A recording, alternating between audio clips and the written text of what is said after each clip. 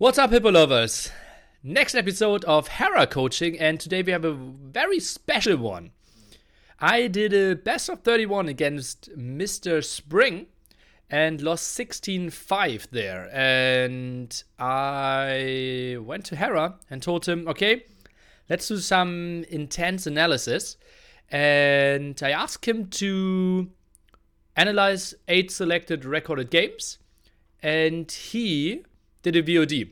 And now we will watch the VOD together. We'll listen to his thoughts, what I did wrong. I can pause and maybe think about what happened and why this was my thought process at that side. And hopefully we all can become better nerds together. That's the idea. Obviously, I will have huge fails in here and won't look great in a lot of the situations. Please be respectful, ask kindly, and also know that I'm also only a human being.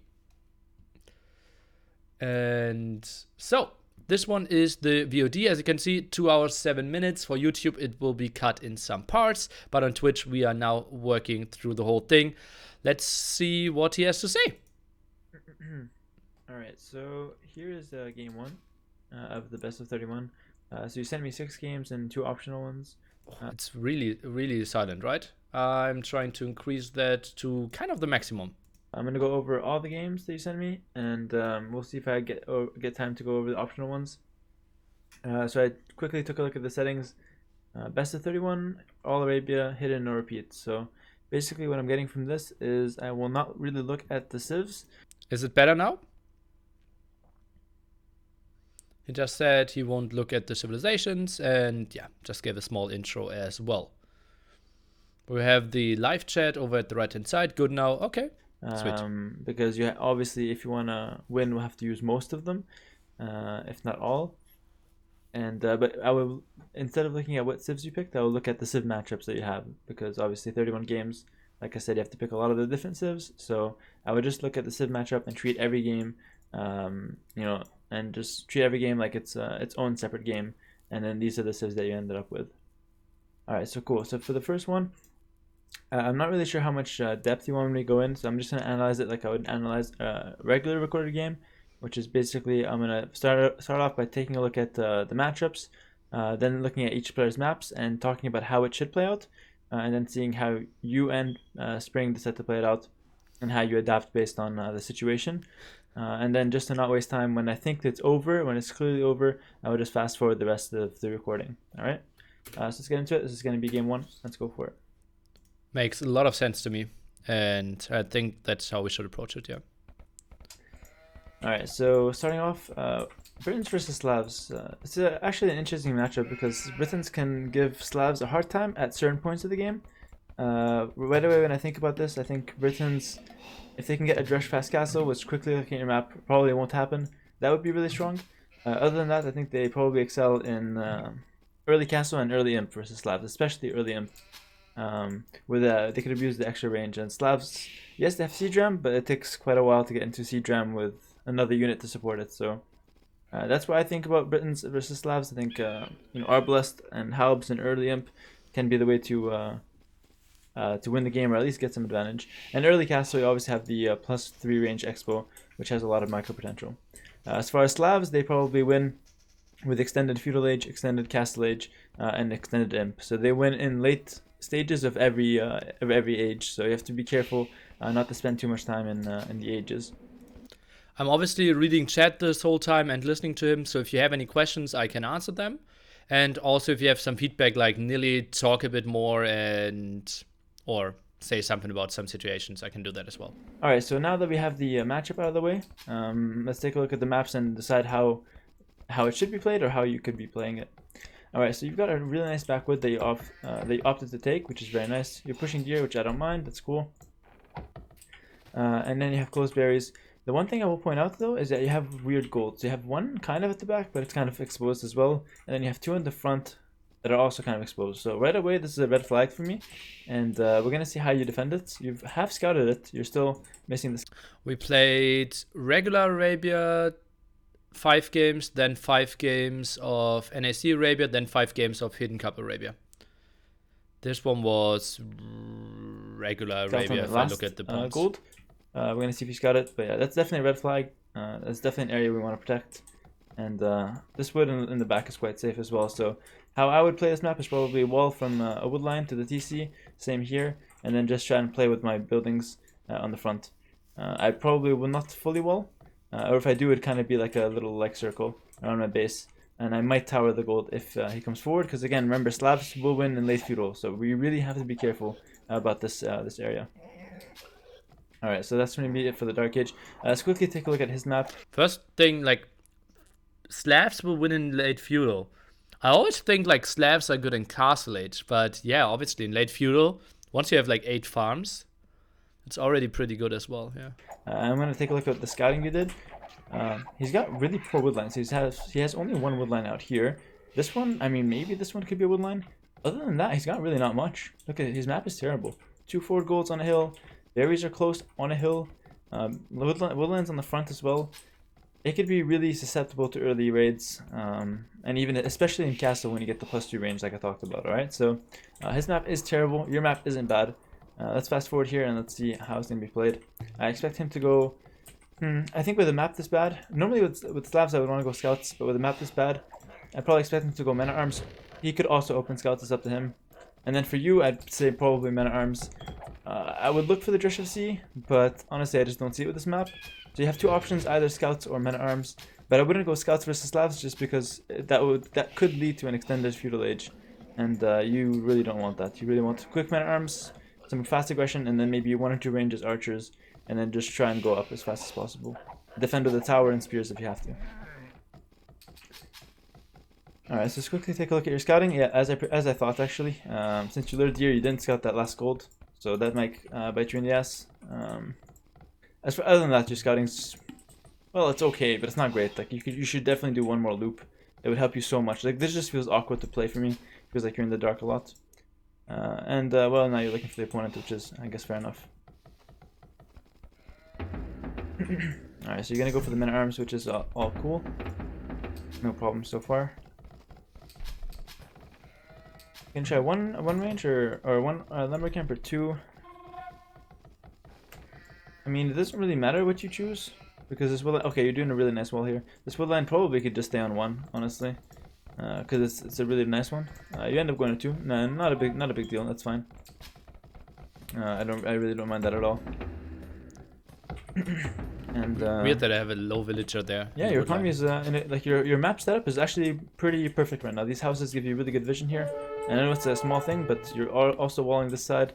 This is exactly how I play it. 4 militia, very, very aggressive. I like it. Oh and boy. I think you should have a very good chance to do early damage. Okay, this is the first mistake of the game. Taking a lot of damage at the scout there. Also, I noticed you went up 21 pop, so let's slow it down here.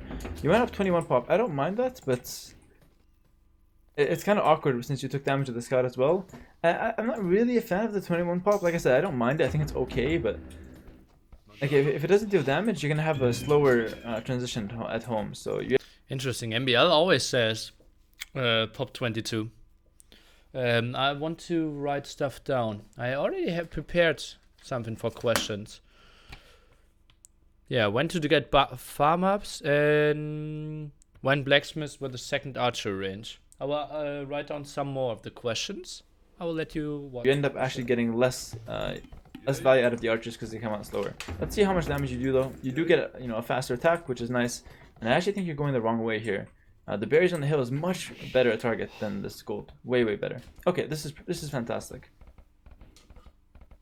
Pull from him, pretty bad for him so far. So this is potential to be really good damage. Go to 75 speed.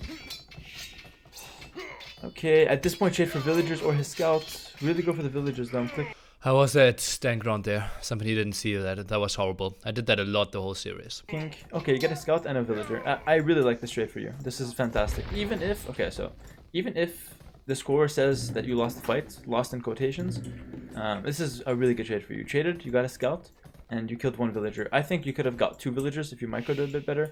That's okay though, you got 1. And all you have to do now is just not take damage to these men-at-arms. If you take damage to this men-at-arm rush, you're in a bad position. This man arm is a complete waste of AD resources.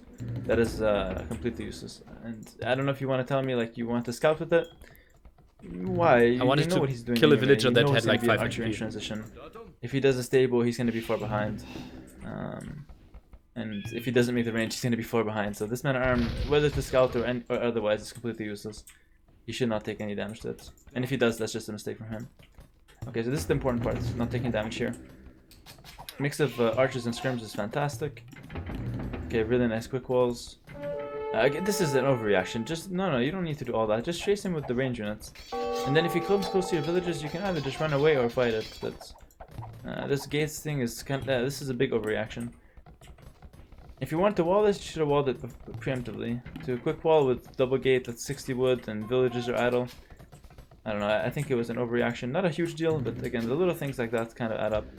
Quickly taking a look here. He's on one lumber camp.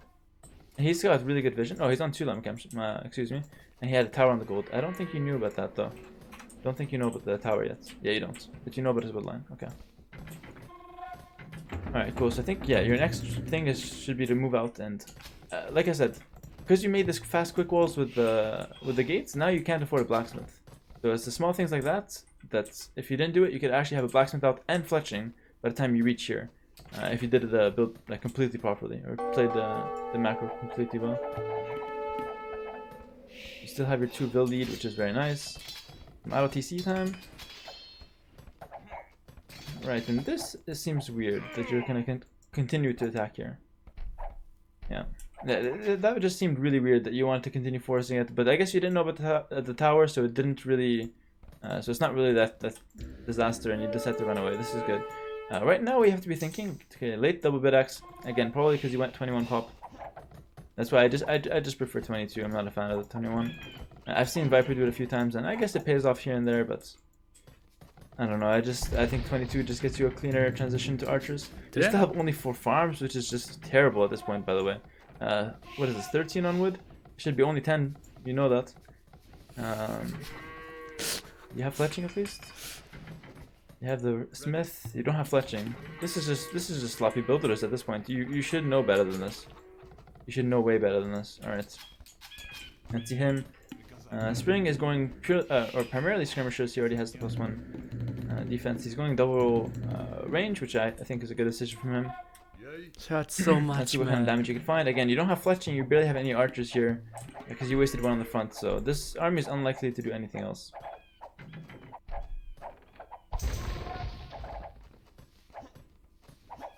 Okay, so this is not bad. You're forcing some reaction, but you will eventually end up losing all your army for it. Not the biggest of deals, but again, not amazing. At this point, you should really stop making skirmishers, by the way. It should be that you only make skirmishers like only like 2-3 at the start.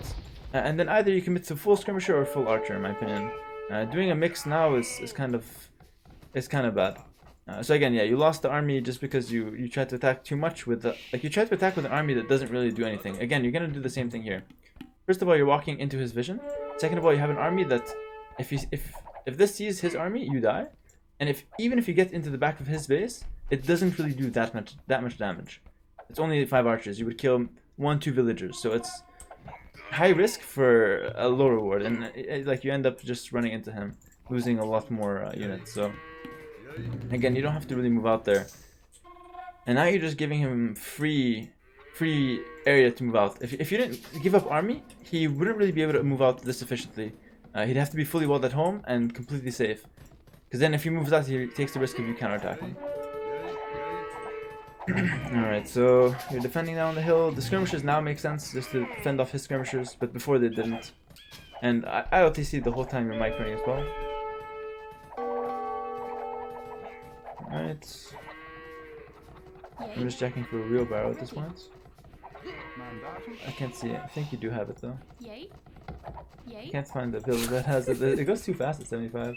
Again, you're still taking damage at the front though. Okay, you do have wheelbarrow. Okay, cool. So you have wheelbarrow, so you're still 2 builds up from the start. You had that lead, so that's good. So you had some idle TC time, but he had more, so that's okay. Or he had the same amount. Good defense on the hill though. This is exactly what you want. You're in pretty much the perfect position you want to be in. but you're down like 10 archers because you wasted them. You're down like 6 archers and 6 skirmishers because you wasted them.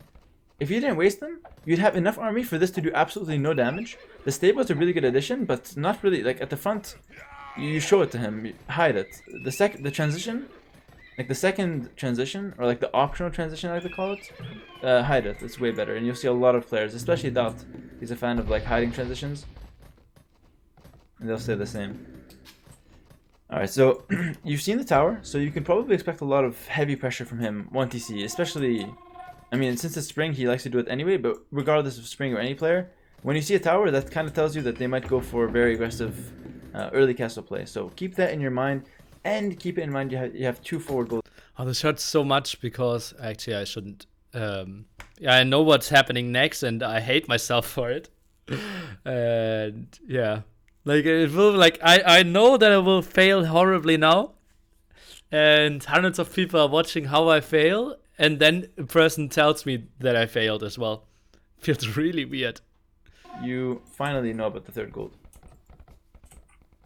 I like how you walled up the map. Like I said, walled in like a circle. Makes a lot of sense. It's not too bad. And your gold is pretty protected. So you're actually playing this really well in terms of setup. But look at this castle time. 25 minutes. I mean, why? You made that extra man at arm.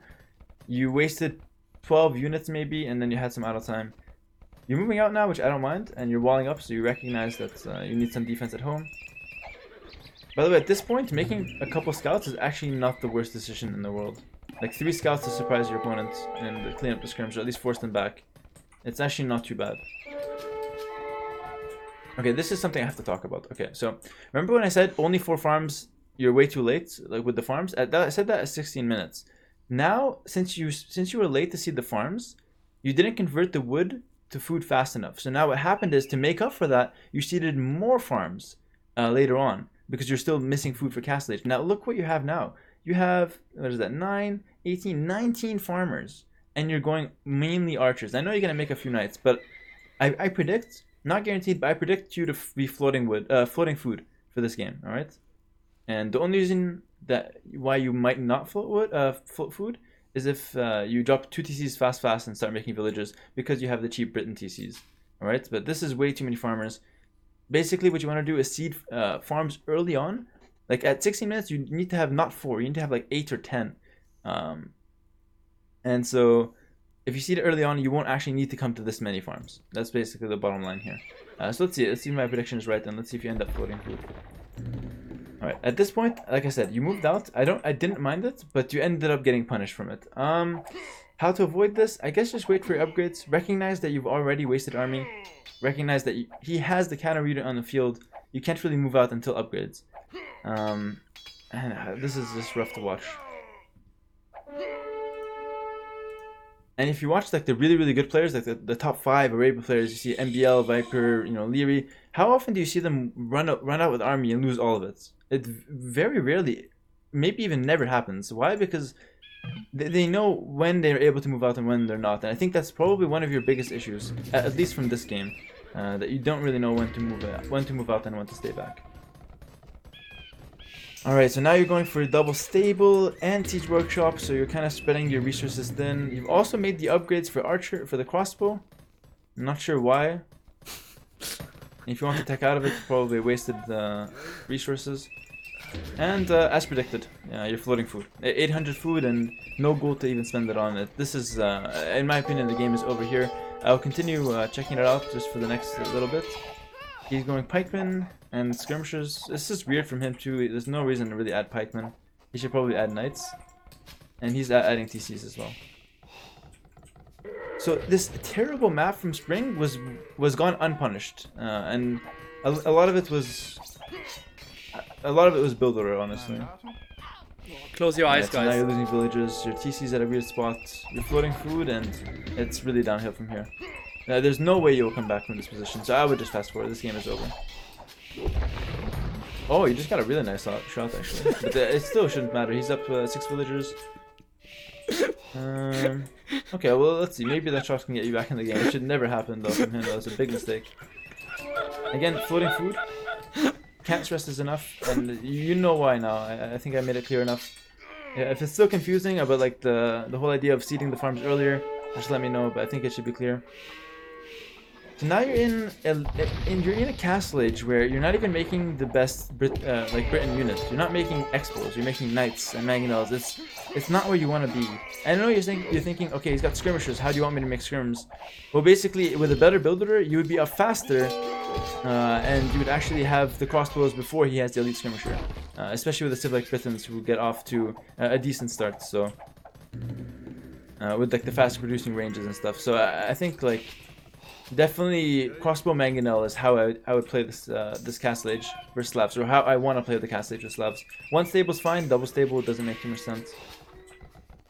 And let's see, okay, you're 12 bills behind, so maybe a miracle could happen. But remember what I said at the very beginning, that Slavs usually have the upper hand in late castle age, and that's where we're headed. He's 40t booming, he's completely fine at home, he's got tower defense. There's no way he's really taking damage. Now his bad map is actually fine. He's up on 5TC. He'll probably add in knights very soon and kill you. I'm gonna fast forward until something happens. I don't think it will happen. We'll see. Yeah, he's adding in knights now. He's up 20 vils, and this is the point of the game where you're adding stables again. You're making the unit that the Britons don't excel at all. So you're not even playing to your civ strengths. I'm really not a fan of that decision to add in stables. Let's see. And yeah, he's just gonna go stables, and his knights are just simply better than yours. Like I said, this game is completely over. At the point where I fast forward the first time, it was over. So I would just continue fast forwarding now. I think regardless of what happens, this game's over. Did quick walls. You're now trying to tech into pikemen. How many transitions did he do this game? I mean, I know he did a lot as well, but the amount he did is nuts. And yeah, now we're in late castle age, you stand very little chance. Even if the game is even, you don't stand a chance. Imagine if he has this whole lead. Yeah, you have no way to win this game. He's 200 block as well. Alright, so the moment I first fast forwarded, even before he got that big shot in the skirms, that's when it was over. I just continued watching a little bit more after that to see if maybe there was a comeback, but like I said, you weren't playing to your civ strengths, he was playing to his civ strengths, and you were already quite far behind. Alright, let's hop into the next game here. Interesting. Whee. I think I like this format. Yeah. It is obviously hard on me emotionally, but yeah, I think it's great content. Next game. Alright, so let's do the same thing here. We have Malay versus Britons. I'm not sure if these games are in order, like if it was game 1 or game 2. Maybe you just picked them out randomly. But yeah, let's go. Why I went stables? He had mass skirms, and I wanted to counter them. I felt my map was, yeah, that easy. And I built the stable intentionally at the front to scare him away. But he never saw any scouts, so he just stayed there with his skirms. Yeah. Go ahead and check. Did you send him only the games that he lost? I did send him only games where I couldn't put my finger on, like, easily, like, this is the game I lost and why. So I did send him 6 records plus 2 additional ones if he felt like it. And I think he did cast all 8. Check it out. Like I said, I won't worry too much about what civs you picked because you have to pick a lot of them. And yeah, Malay vs Britons. All right, let's play this one out.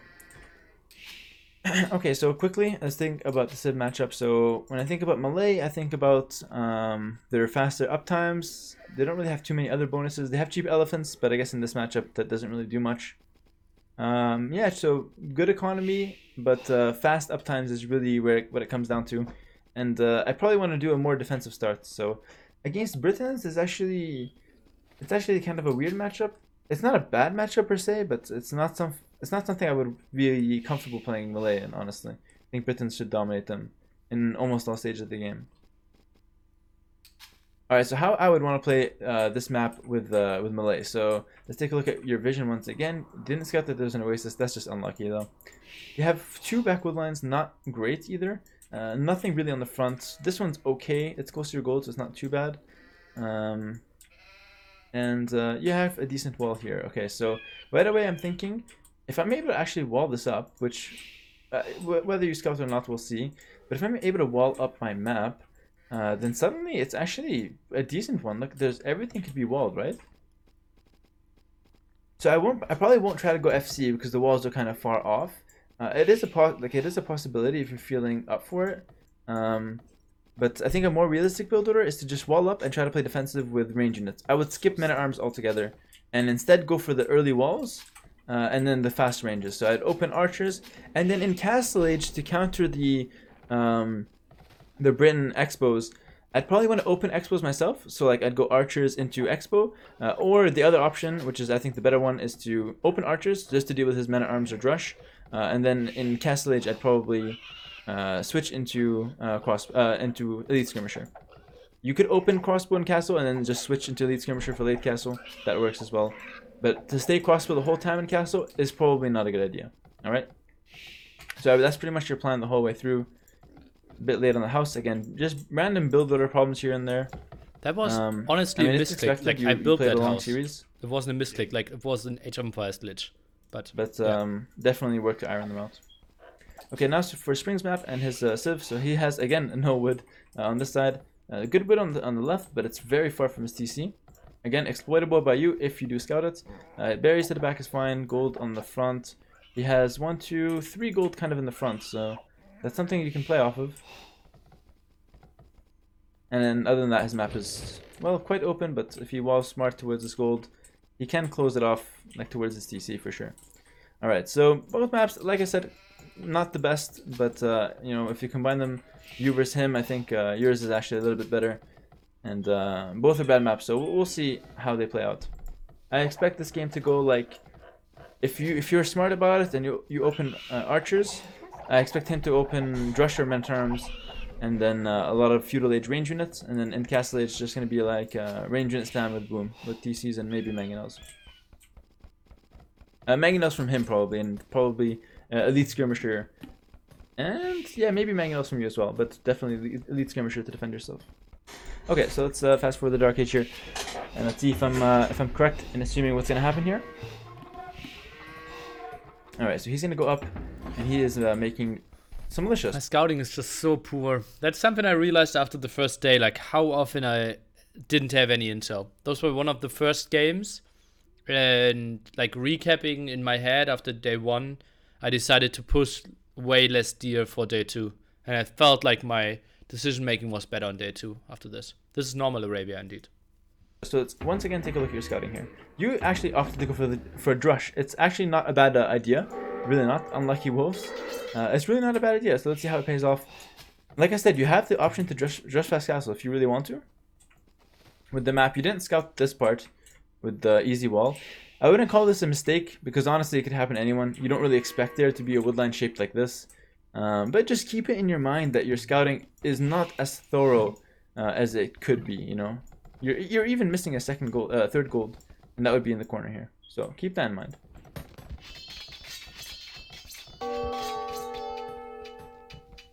All right, so now he's attacking you. Nice walls there. That was very nice. He's attacking with men-at-arms, and you've got your drush at his base. You're going drush into feudal play, and I think you'll lose 2 villages off the bat. No, you actually make it out luckily with 1. Okay. So did this drush pay off? This is what you have to ask yourself now. Well, not at all actually. It actually put you in a really bad position because now you're basically going straight archers, but you have no gold access. So I think my recommendation would be to just, instead of the drush, just wall up. Because your plan with melee is just to buy yourself a little bit of time. And yeah, the drush is, in theory, a good way to do that. With a map this good, or this easy to wall, I would definitely say early walls is key. And again, you're going for skirmishers. It's okay versus Britons, like it's good, but early on, it will really slow down your uptime. And you're on 2 lumber camps, okay. Very messy economy though, very messy. Again, the drush just didn't pay off for you at all. Yeah, I can't. You're actually very far behind now. Mistake from him to not kill that mannequin. What the hell? You're actually very far behind. Alright, he's only making one range. Goodbye, Drush. Oh, you're losing the Drush. The Drush did... It killed an archer. That's it. This is actually quite smart from you. Alright, you know what I noticed actually? You do like the little tricks well, but you're... This is actually quite smart from you. This is actually quite smart from you. This is actually quite smart from you. Alright, you know what I noticed actually? You do like the little tricks well, but you're missing the bigger picture, or you're missing the easy things to do. You know, I think you take them for granted a lot. And by easy things, I mean like picking the correct strategy and scouting your map properly. The easy thing, this picking scouting the is not right proper. strategy. Like, it's okay. It's better than last game for sure, but the first two games I've seen, I'm not really impressed with the scouting at all. Alright, finally you're realizing that the map is actually quite wallable. Going with a blacksmith on this side, walling up this side. Okay, this is decent. So you're stabilizing, but it came at the cost of 2 villagers. If you had just done what my idea was, it would have been a lot easier for you. And well, my idea is not crazy. It's not like it's completely out of the box. It's just opening straight archers, which I know people say it's not a good idea, but there's always a place for every strategy, and this is one of the cases where opening straight archers with some good early walls would have been way better than what happened. Alright? Alright, but enough about that. Looks like Spring actually did a very nice build over here. He did my Men-at-Arm 1 range build. I mean, not my, but, you know, he did a Men-at-Arm 1 range builder. I didn't like that he used a market. I think I would prefer Blacksmith. But nonetheless, he's going to be up at 1931. This with Britain, fantastic. Because remember what we said about Britain's, their strength is really the early castle and early of every age. So he's actually capitalizing on that very effectively. And he's making his bad map into a pretty decent one. The tower on the woodline, the wall on the gold, the walls near the woodline. How do you really play this? At this point, if you know what he's doing, so this is what you see. Right, you know his score is low, and you only see this much military, and you see a tower, so you see a very defensive setup. At this point, I would actually recommend you to go pretty aggressive, especially if he's moving out like this. This is when you should capitalize. You have full upgrade fletching, full upgrade skirmishers. You should be under his tower, like everywhere. I would suggest you be very aggressive with the skirmishers, and even consider sending a vill to tower, like do like random stuff like that. Because he went up very early. Okay, regardless, he's up to castle age, pretty much untouched. You lost your chance to run under his tower and sit there with skirmishers and be annoying. So now your skirmishers are pretty much useless. He's up to a castle age with good upgrades, and he's going for a fast siege workshop. Remember, when they do a tower, the conclusion was that they might attack you early on in castle age, and this siege workshop is pretty indicative of that. Okay, good scouting with the skirmishers. You find his army. At this point, though, the question is, what can you really do to defend this? I don't know, actually. The only thing... Okay, this is just... This makes me want to just quit this game and move on to the next one. What is that, really, nilly? That's why I picked melee! What is that? What is that? That's a dock and a train. What is that? That's a fishing ship. You're making... This has to be a viewer challenge or something. Like, I hope someone donated for that. Or else, I don't know what to tell I you. donated points. Anyway, though, he's coming forward with some crossbows, and like I said, I think the only thing that you can do to defend this, I'm actually not sure. I think the only thing is tower defense, which is what you're going for, walls and towers. Again, it's just not a good position for you to be in. What you could do actually is bait him in, so outsmart him. Bait him in. He comes in, the tower's there, and then you come out with the skirmishers. That's actually the only play that might get you back in the game military-wise here. That was my plan. Again, it's not completely over, but you're just in an uncomfortable position for no reason. And, well, you come in too early with the skirms, and, well, there's nothing to do here. Again, wasting army is a really common theme here.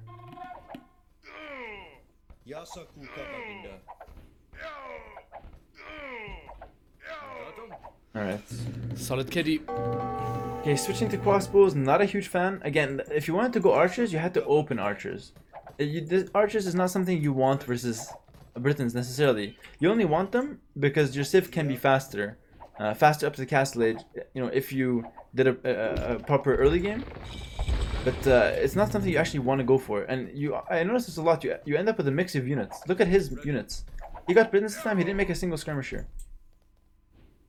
And like I said, it's fine to make a couple, like a mix at first. In fact, it's actually pretty good. But that's only like a few skirmishers or a few archers at first. To deal with his, you know, men at arms, you make a few archers, then you go for pure skirmishers. Or if he's going archers, you make a couple skirmishers, and then you go pure archer yourself or pure skirmisher. You know what I mean? Do not do a mix now, because now you have 6 units here that are just useless. You're not upgrading them, so keep that in mind. All right, so defensive siege workshop's coming up. Let's take a look at his base. Since he's untouched pretty much, he can do whatever he wants. He gets a TC on his main gold. This is actually a mistake. You shouldn't do it on main gold. You should do it on outside gold. You should do it on outside wood to take, you know, more map control. This is actually a huge mistake from him, in my opinion. But it doesn't matter because you're doing mistakes that are even more basic than that. I just want to quickly check. Does he have a university? Nope, he doesn't.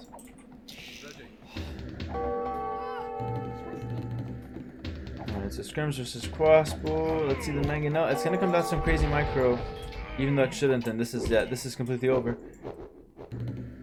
Okay, so let's quickly recap that game because it kind of ended quickly here, or I mean not abruptly. I saw it coming, but it ended quickly.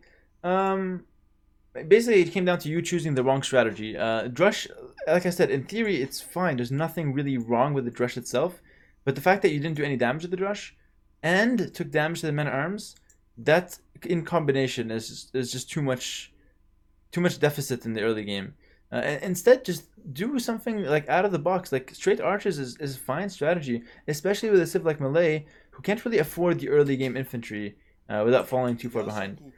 Drush, like I said, nothing wrong with it. It's just how it played out was not ideal. If you scattered your map better, you would have saw that you could do these walls a lot earlier. And don't be afraid to wall in Dark Age. There are plenty of players that do it. It's not ideal. It won't work every time, and it's not something that you should rely on. But it's definitely something that you can pull out of your back pocket, especially if you have a slower start civ like Malay. So that's definitely the early game. And as far as the mid game, the one point to recap on. Is to not mix units for no reason. If you want to mix units, it has to be in the start of the build order, and this is something I recommended to you, which actually makes sense. Let's take a look at this game. You want to go skirmishers, you mix in 2-3 archers to deal with his early game men-at-arms. That's it, 2-3 archers, and then you go pure skirms. These archers are useless. If you had pure skirms here, you could actually kind of defend. If you outmicro the mangonel and focus the archers, there's a way. But with only 4 skirmishers, you're not doing much. Okay? And then finally, for I guess the mid to like late feudal, early castle, I guess just don't waste army. Like in feudal age and early castle, don't waste army. There's too much army wasting going on this game and last. And finally, never this. You should actually have gotten disqualified from the whole event. If The you made whole it off event. Regardless, like I said, I hope that was for Adono, or else I don't know what to tell you, bro. Oh boy, oh boy, oh boy.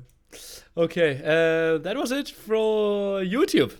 Those were the first 2 games. I will have a link in the description if you want to watch all the other 6 games. I hope you enjoyed it. We will continue on Twitch, obviously, with everything. See you. Okay, I think that makes sense, right?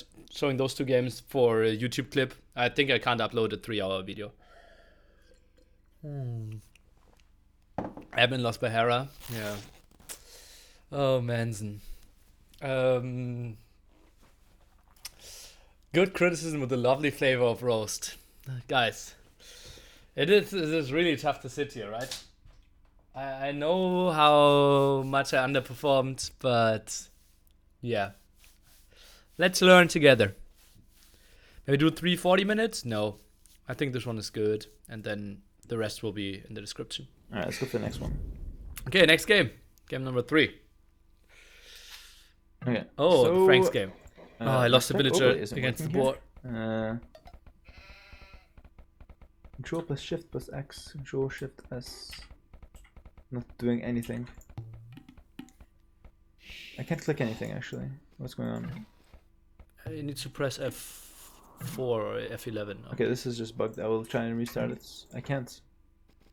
Alt F4. Let's see if this helps. Okay.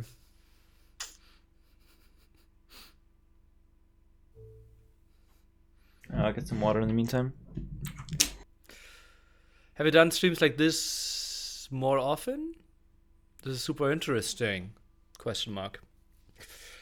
No. This was the first time I ever requested that.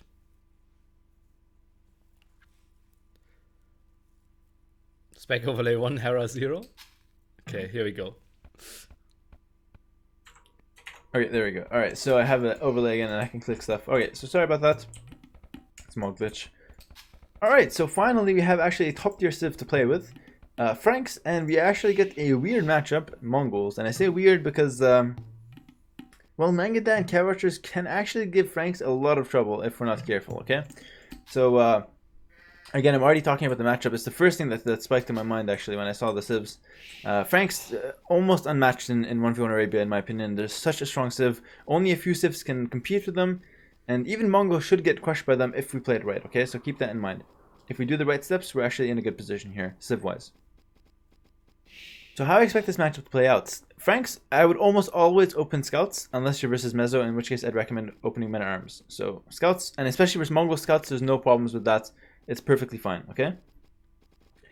Where it becomes tricky, so we're scared of Mongols going for either Cav Archers in Castle or Mangadai in any point of the game. Mangadai are quite scary. So that being said, I think the best thing that we can do is just make sure that we're making skirmishers in Castle if we scout the ranges. If we scout him going ranges, we instantly make ranges ourselves, 1 or 2, and we start making skirmishers, okay?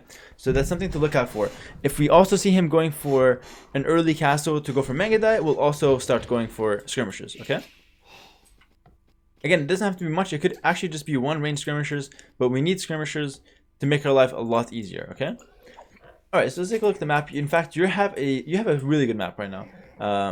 3 decent woodlands. The gold in the front is not really that good, so that's the only bad part of the map. As far as that, really easy wall, stone is quite safe, berries to the back. Very little complaint on this map, and I think the best way to play it is probably to wall from here to here. Wall this up a little bit, like do a little curve, just to keep your gold a bit safe, and then just wall up the sides and chill. This map should be walled as soon as you get your stable. Stable should be the last. He didn't see it. He didn't see it that I lost the villager. All good, guys. Shh. Please, no one message him. Let's continue. Shh. Last piece of the wall, okay? We want to wall this up early and just completely abuse the map. Again, this is not a rated game where we're playing for fun. This is a show match or a tournament. We want to play safe, right? We want to play consistent, and walling is consistent. It's always going to work if you do it properly, okay? So walling up early is actually something I really recommend in a serious game, okay? All right, so that's our map. Scouts opening, I think we shouldn't have any discussion there, to be honest. His map is actually worse than ours for the 3rd time today. He has 1 woodline. It's actually a decent one, but only 1. He has pretty far deer. I'm only mentioning that because he's in Mongols. He's still luring them in. Berries to the right, golden stone there, very exposed. And look at his map, it's completely open. And there's hills on the side, 2 gold on hills. This should be a win for us. I don't see how we're going to lose this game. I see one way, and that's if he goes 1 TC Cav Archers and we stay with the only cavalry units. I think that could be the only way we lose this game. I will show you another one. Fast for the Dark Age. I've said pretty much everything I've had to say. The only way, like I said, I will say it one more time, the only way Mongols wins this is if you don't have the answers to Cav Archers or Mangadai. And I noticed you lost a villager. That happens. I'm not going to knock you for it. You obviously know that's a mistake. Again, you're learning deer a lot, which I don't mind. I really don't mind you learning deer.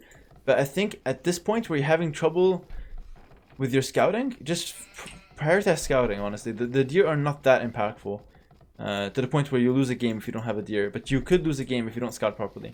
So let's see. Fast forward, it looks like you're going to go for a scout opening. If you don't wall this map... Oh, okay. Alright, so you're walling like this. Why? Probably because you're luring deer. You're not really focusing on what else to do. So one thing I would actually recommend to you is probably just cut the deer luring out of your game. Because look at this. You have idle here.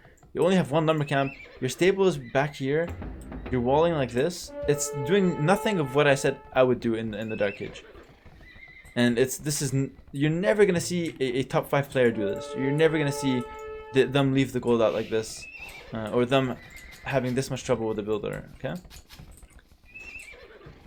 So I would definitely just cut the deer luring altogether from your game. And okay, you wall it up. Thank God. Okay. Oh, this is nice. You get a free scout. Mistake from him. Alright, so let's look at your scouting. Well, we see, well, absolutely nothing. Okay. We have bad wall, but we have 3 deer, so, you know, I would say worth. Well, obviously not worth because, you know, even if we have a better economy, we're playing with only 1 lumber camp because we forgot the second one. We're playing really crammed in, and we have no idea about what our opponent's doing. What if our opponent went archers and already started breaking in here? We saw scouts. I don't know. I'm just not a fan of this. All right. Finally, you're gonna branch out though, and you're gonna go ahead and scout your opponent. This is good. So you're at least going in different directions, and keeping some spears. At this point, the spears should just go forward. By the way, once you find him, they should go forward because you don't need them as defense. So the most efficient way to use them is forward, and you're doing that. So good job. Alright, so now you're finding him, and now you're getting the scouting that you actually needed a long time ago. Let's take quickly a look at what Spring's up to. Still no archer transition. We have to keep an eye on that though. I will stress it again. And let's see what you can do with these Frank scouts. At home, you're kind of chilling. I hope you get problems at your gold. I really do. Okay, now you're doing the proper walls, but again, they could have been done a long time ago. This is quite smart for him. He's defending his map very. That's something I noticed that Spring's doing a lot. He plays his map really well. I think that's something that you struggle with, at least in these games. And oh, this is a really nice tower actually. And well, that actually could have been avoided if you walled out.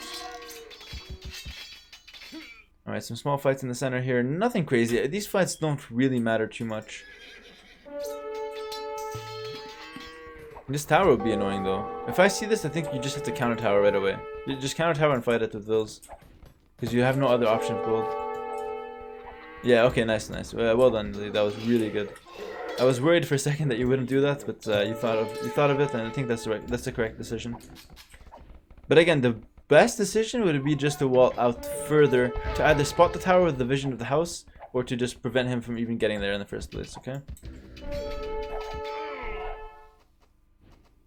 Okay, I like the box formation. I'm a fan. Stand ground's also good. And let's see what kind of damage you're able to get. Okay, you're fine. You're not in a bad position. In fact, if you compare the position, the only difference between you guys is that you invested more into scouts, and he's got the better food economy because he had the Mongols hunt and he made less scouts. Other than that, though, it's actually a very even game. These scouts will actually pay off. Get yourself a villager for free. Why not you bait the spear and fight more? Okay, you could have gotten one more villager if you played it properly, or if you thought outside the box. Again, that's not a mistake though. That's just something, you know, just extra potential you could have had there. One sentence it says, "I like the box formation." Next sentence, you should think outside the box. Now I don't know what to do. Okay, this is actually nice. I'm a fan. You're gonna go for an archer switch, which I don't mind. But yeah, okay, yeah, it's fine. I wonder why you did it though. Honestly, I wonder why. Like, what made you go for this archer switch? If you're scared of cav archers, then that's correct. If you wanted archers to just kill this tower, probably overkill. And if you just wanted archers just because, then that's also fine. Maybe you're scared of camels as well. Alright, he's up to Castage again. His builders have been better than you across the board so far, and his builders are generally not amazing. But I'm actually quite impressed from the games I've seen from him so far. He's playing these awkward maps quite well. Okay, so you lose the scouts, not a huge deal. Your scouting now is very nice. This is good scouting. This is kind of what I wanted before. Maybe not to this extent, but at least a little bit more. And you're attacking way too early with the archers, way too early. Or at least you got fletching too late. But you should have like 5 archers to attack. You're attacking with 3 archers and no fletching whatsoever. It's not bad, but if you just had a couple more archers, you would have so much more potential to just surprise them and run in. And actually get like way more damage than this. Now, I think I would have gotten the same. Yes, it's a decent. You're doing a lot of damage, but I think a really good player would have quick walled you out right away and recognized that 3 archers without fletching is nothing of a threat. So in my opinion, this is actually an overreaction from Spring and not a good play from you. It's not a bad play from you. I think it's just that you had more potential if you had 2 more archers, which you could have had, I think, and fletching earlier. Alright, so you're pretty delayed, and once again, I think it's the same story with the farms. You're having so many farms right now. What is that, 20 farmers? 20 normally you top out at like 16, 17. 20 farmers is a lot, man, especially if you're transitioning into a range. It's a lot. And again, we're gonna see if you get the food problems. Let's see. I expect you will. Okay, so this army actually paid for itself, I would say. It bought you a lot of time, it forced him off gold, it created some general problems for him. He actually sold his stone to go up this fast. Interesting.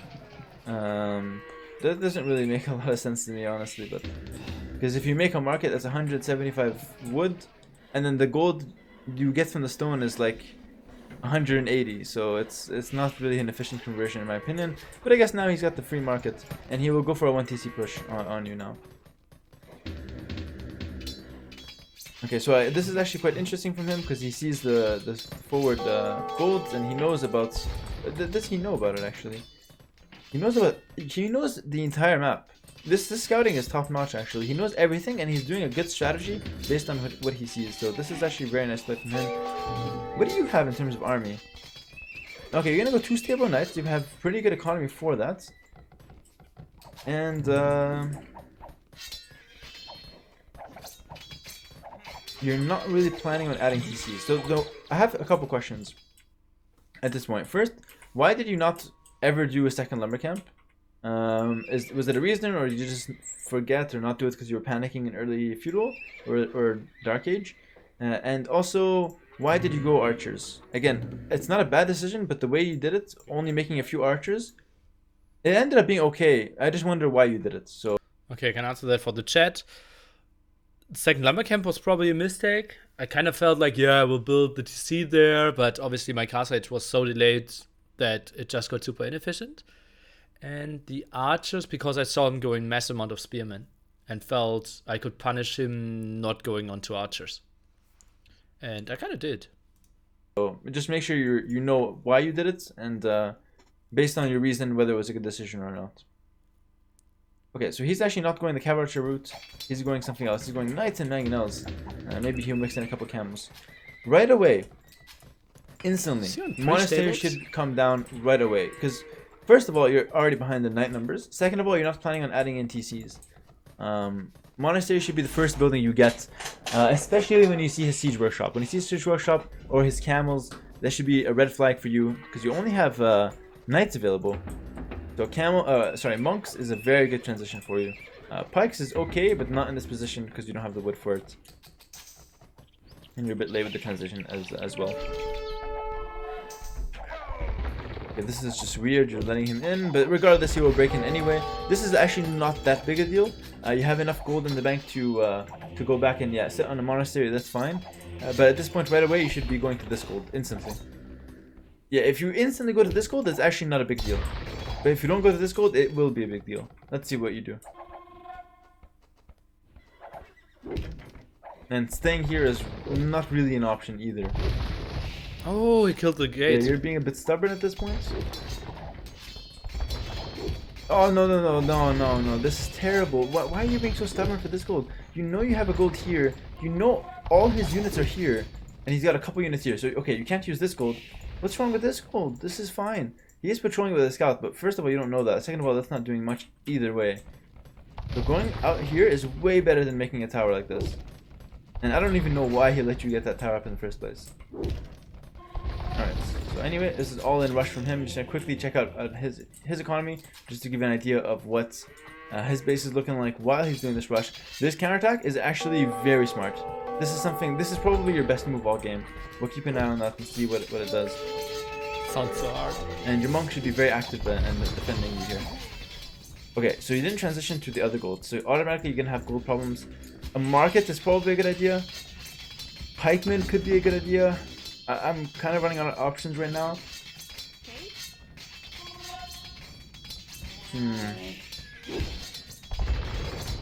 You get some really nice shots here. If you can snipe these mangonels, that'd be huge for you though. But the monk should be doing work. Okay, this is very nice. Good trade. And over on the counterattack, you're also doing very nice damage. Okay, so finally, this is like the first good move all game from you. I think I might be on grounded, stand ground there. You had another monk before. I'm not sure where he went anyway. He's not seeing this, so you're getting insane value from this night raid. 5 levels up. All you have to do now is just be safe at home. And you're doing a decent job defending. The market finally comes down. Again, you're not expanding to second gold. And now you're gonna take even more damage than he is. Which is crazy, because he took a lot of damage to that small raid. Okay, so let's take a look at what you see here. So, obviously you're focused only on your base at this point. I don't think you're really watching these guys much, although they are doing some small raids. Okay, you're controlling them a little bit. That's fine. In fact, these guys are actually doing really a lot of damage. Like, this is... I can't stress enough how strong this play was. But you're taking a lot of damage at home as well. Okay, you're not selling the food. I think at this point you're confused on what to do. And what to do is actually pretty simple, by the way. All you have to do is go outside to this gold, like secure this gold, go knights and monks, and it's actually a decent combination. Yeah, he has camels, but all you have to do is just convert his camels. Remember, you don't have to ever fight his army head on. All you have to do is defend and counterattack. Like, this raid was fantastic.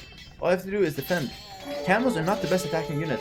Even if they counter knights, sure they do it in open combat, but if you're fighting under towers, under town centers, with defensive monks, the camels will not do much. Okay, so what you have to do right now is actually very simple, and you're just struggling to do it here at this point. And I don't want to say it's over at this point, but like you've been doing nothing for the past 5 minutes, except the counterattack. So it's really hard to justify you winning this game from this position. Okay, he's got the monks out now, so if he was good, he would not let you get this Mangonel. Floppy from him. Okay. Yeah, Woodland is Alright, well, the game is kind of complicated from him. Oh, very nice play. Debating the camels and attacking here, okay. So some smart plays from you, especially like, in the mid game, in this particular game with the counterattacks. You had some really brilliant moments. And once again, I think you're doing the out of the box stuff, and you're not doing the simple stuff, which is just move to another gold, or make more defensive units, spend the resources, for example. Okay, so it's not completely over for you by any means. Even if there's a score lead of 400 points, a lot of it comes down to scouting, actually. This is actually quite an even game. You have a few villagers, but he has the hill and the control with a lot of units out on the field. So it's really going to come down to whether you can actually defend properly and reboom, do the right steps at home. In my opinion, the defensive Magna wasn't needed. Not a huge deal, but I would prefer selling my wood or break out of this wall, please. You need to spend the wood and make actual units, not siege. Like more knights and more monks for sure would be the play. Okay, I like that you're fighting under the TC at least, so you're getting always good trades. But you're also wasting a few units here and there. Before you wasted 2 monks, now you're wasting 2 knights. These are expensive units you're throwing away. And you're dropping 3 barracks. With what farms? You have 1 farm working. You want to make 3 barracks and make pikes? At this point it's over, I think. And this is what I was talking about before, that the camels are not a very good aggressive unit. All you have to do is sit behind the towers and the TC, mass knights and monks, and he can never push you. If he makes a Mangonel, you can just run out, snipe it, run back, convert his units, snipe the Mangonel, that's it, delete them. So many options for you. And finally you break out 15 minutes after I called it out. As soon as he pressured you, all you have to do is move here. and move your army here. He had two options then. Either he continues to pressure in here, which at the time he didn't have the wood line there anyway, or he goes all the way around the forest, which buys you time. Alright, so you're gonna go for pikemen, which is actually a decent option for the camels. Too little too late in my opinion, but we'll see how it plays out. He's actually doing really weird stuff, by the way. Okay, he's now getting TCs. He's not spending his resources that he just has sitting there. That's why I don't really agree with with how he's playing this. But he's being more aggressive than you are for sure. And I think he's just playing his maps a lot better. That being said, you have had some great counterattacks, so I am pointing out a lot of the good things you're doing. But again, I'm focusing more on the bad things, obviously, because I think you learn the most from that, from those. Okay, so we're stabilized now. We've got 2 TCs up. Finally, we can actually breathe a little bit. We have some pikes, but again, not much because we don't really have the farm economy to ever support 3 barrack pikes. You're floating some wood, which could really be used to make farms that you can actually use.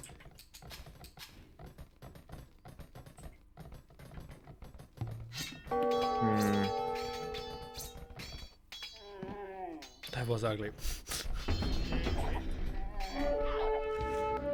Towering you in the front. That's actually a good tower from him. I'm not even sure why he had a villager there. I guess it was the forward build. That's annoying. He's also killing your pikemen here. Yeah, you just have no economy here, and he had full map control all game. If it wasn't for your brilliant counterattack, he would have been all over you right now, 4 TC booming, and just you'd be completely dead. Since you did the really nice counterattack, well, you're still completely dead, but he doesn't have the most stable economy at home. He's only on 2 TC.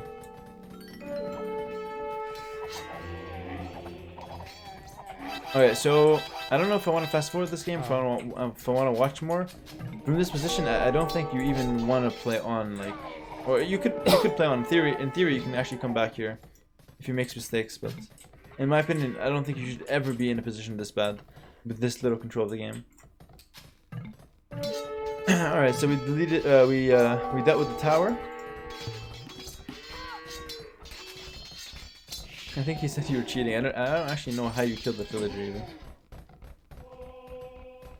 And you're just trying to boom. Again, every building you've placed in this game was way too compressed together. This TC, I understand that you can't really move out any further because you don't have control of the game. But the walls early, the buildings placements. I think you can fast forward a bit. More walls is all very defensive, very compact.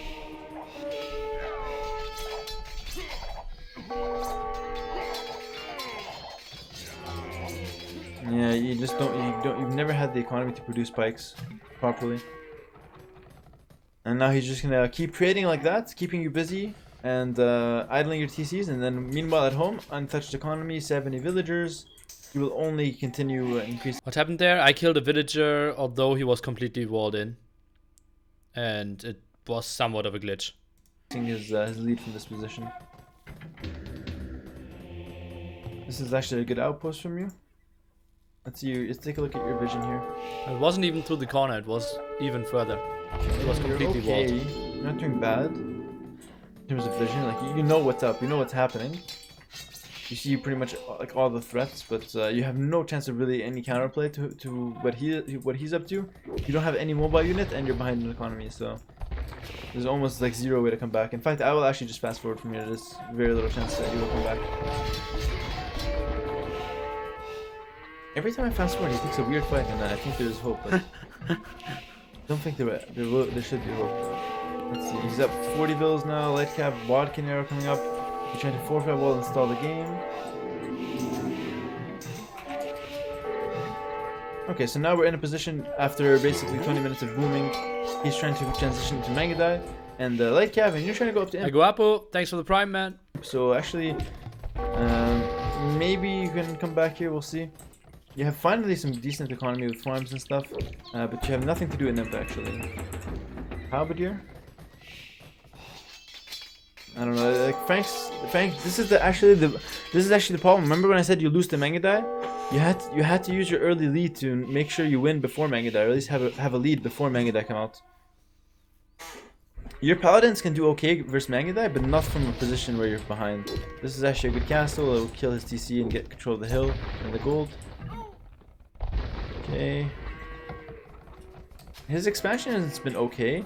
Castles were in good positions from him as well, securing the extra gold, securing the hills. And yeah, this is actually really well played from him. I think the last castle I want to see from him is probably on this side, on this hill. That would be insane, actually. On a defensive hill like here or here could also be okay. But yeah, he's got full control of Mangudai, and he's even denying the castle. Oh my god, that hurts. That really hurts, actually, the doubt castle. Okay, so what's your plan? Knights from one stable, 3 barracks, blacksmith, halberdier. Okay, so halberdier, maybe cavalier is what I'm seeing. Or just halberdier, that's it. Oh, this knight's again getting some really good ratings. You've done so much with so little army this game, it's ridiculous.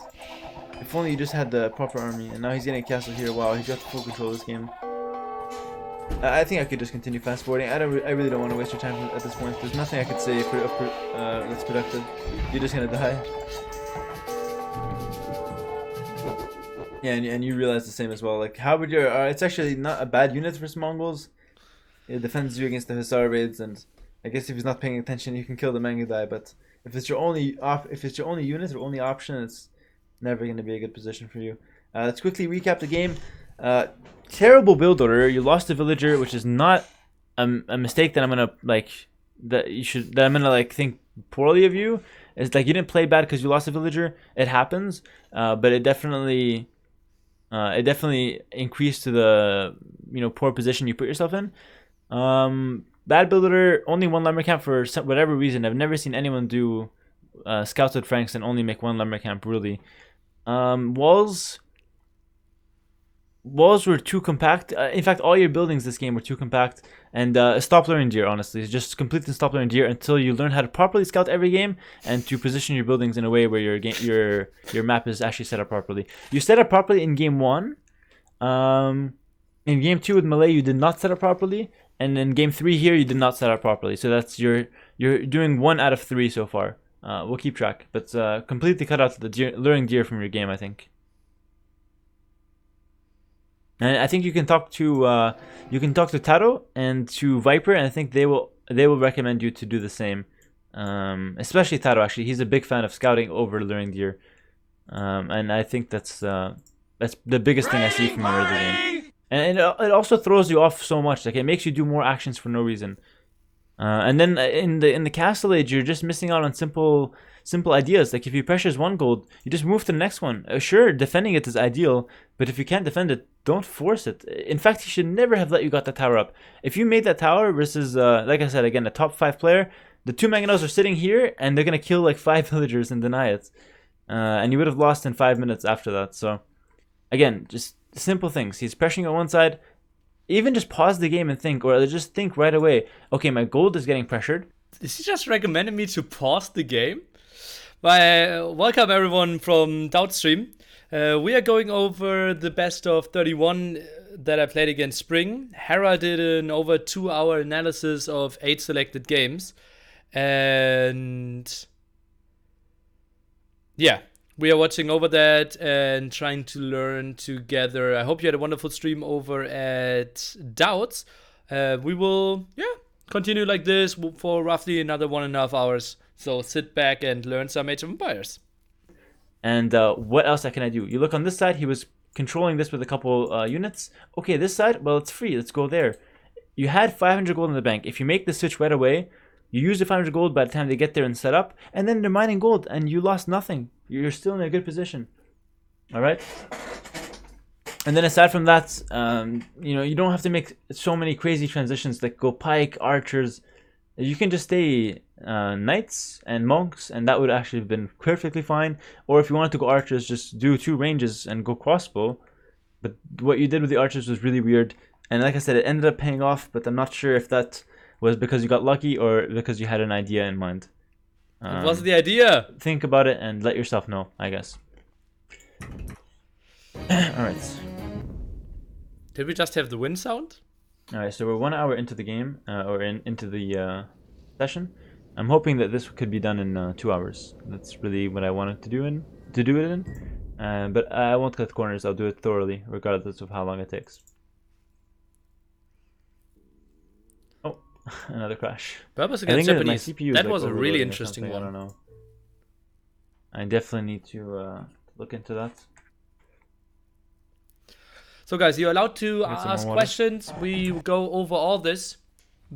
The thing is, please be respectful. Obviously, it's tough for me. This is obviously live for everyone who just joined from Doubt. You can see the chat live at the right-hand side. And you can see Hera failing to start Age of Empires. Alright, I'll try it like a couple more times. And if it still doesn't work, I'll cut the recording and then I'll restart when I get it working. I don't want to waste too much of your time. I predict it will work next time. We'll see. Please work. Yes. Okay. Alright.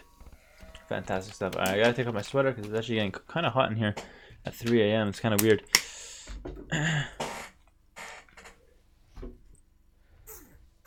First question, since the game is different than DE, does any of the training here actually matter, considering you swapped to the version of game which could possibly be played differently? Yes, it matters a lot because a lot of the basic thinking will stay the same with DE. Only because they're a new civilization, it's not like the game will be completely new. It will be changed, but I still feel that at least 90% of the advice I'm getting here will be applicable to DE. Am I talking here? Is it good? Yeah, we're good. Alright, mic is on. So Berbers versus Japanese. I'd favor Japanese quite a lot, but I mean Berbers can hold their own. Okay, let's take a look at it. Okay, let's go. So, like I said, Japanese probably way stronger in a lot of the cases. Berbers can win in weird situations, though. We'll talk about it here. So, early game, Japanese for collection rate is different? Do you have a source for that? I would be really surprised if collection rates are changed. For sure should be better. But one thing that you could actually use as Berbers to your advantage is the faster moving villagers, so you can kind of defend against their men-at-arms a little bit easier.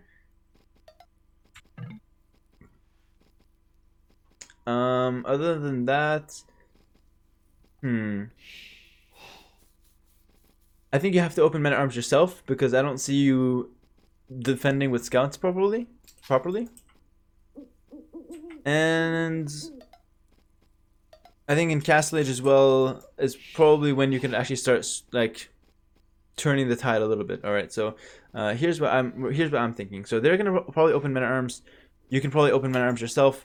In Feudal, just probably go for, I don't know, either one-range skirmishers or two-range archer skirm mix. I think I would go for the one-range skirmisher because I want to end up playing with cavalry in Castle Age, and one-range skirmisher is the way to do that. So yeah, I think that's a really solid way to do it. Quickly taking a look at your map, you have 3 forward golds. Oh my god, this is a complete disaster. Oh man, this is gonna be really hard. Spoiler alert! Yeah, so go men-at-arms and play aggressive and feudal.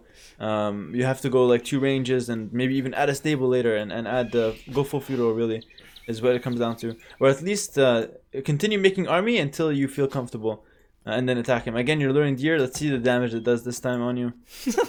Oh boy, we'll see. Regardless. So yeah, that's really what you're trying to do with Berbers is get to Castle Age and start playing with Cav. Japanese should beat you up until like early Castle, maybe late Castle with Cav. You can kind of pull it back, and then like an early Imp with their Arbalest and Halb, they can actually be very powerful. Skirm Cav is probably going to be your best friend this whole game. I don't see you really making unit other than that. Camel Archer will be very ineffective versus Japanese in a lot of cases, and maybe only in super late game can you justify going Camel Archers. Okay, other than that, Skirm and Cav all the way. Okay, so let's go ahead and just fast forward the Dark Age. I've pretty much said everything I had to say. Well, we can quickly look at his map though. Again, I doubt you're gonna even scout it because you're busy luring deer.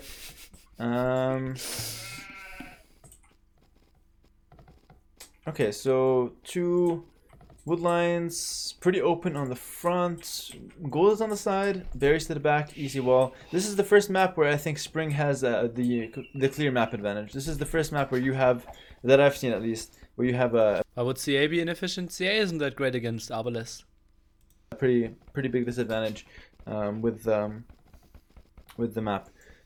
Okay, and I know I said, like, especially if you're gonna go scouts, like luring deer is fine. But first of all, with men at arms, I said that you lure max 1 deer.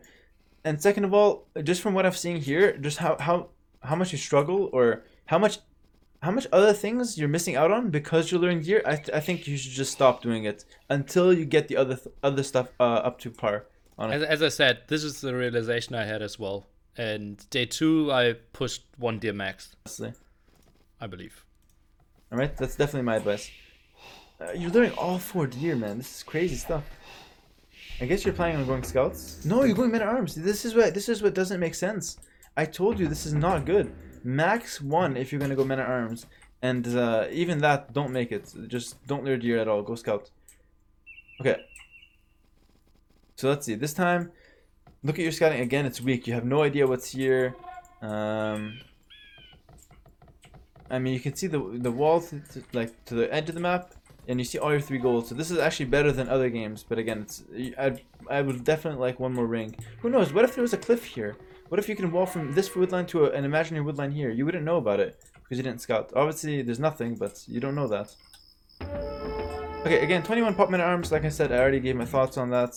I think it could be good, but it's gonna slow down your feudal transition so much for what? Let's see what we can get out of it. Okay, this is actually not bad. So he's, for some reason, decided to go forward. Probably he saw your map. Let's see if he saw your map. Yeah, he saw your 2 forward golds, so he's gonna go forward, I think. What is he doing? Okay, and this is, you're actually adding in men at arms that are surprisingly doing well. Oh, but don't take this fight. Okay, this is weird. This is weird. I thought it was clear that you had to run away. Basically, in the first game, if you remember, when you traded your men at arms for a villager, I said it was a very good trade. I was a fan of it, but there was a different scenario. In that scenario, you were attacking him, and you were the one putting the pressure. And so you killed a villager, and then that's it. That was that. You lost your men at arms, you got a villager. That was the trade. But in this particular case, you got a villager, but the villager actually doesn't really matter. Why? Because he's going to go forward. And 3 men at arms to defend is way better than a villager in the middle of the map. You know what I mean? So it's 2 different scenarios, and I think you should have definitely ran with the men at arms, and it's probably gonna make you fall very far behind now.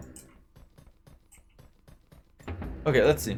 Berbers are actually really good on defense. Again, you're opening with skirmishers, which is not a bad thing, but if you want to mix in a few units, this is a good time to be mixing in the archers. Adding men at arms is a very good decision. I like that one.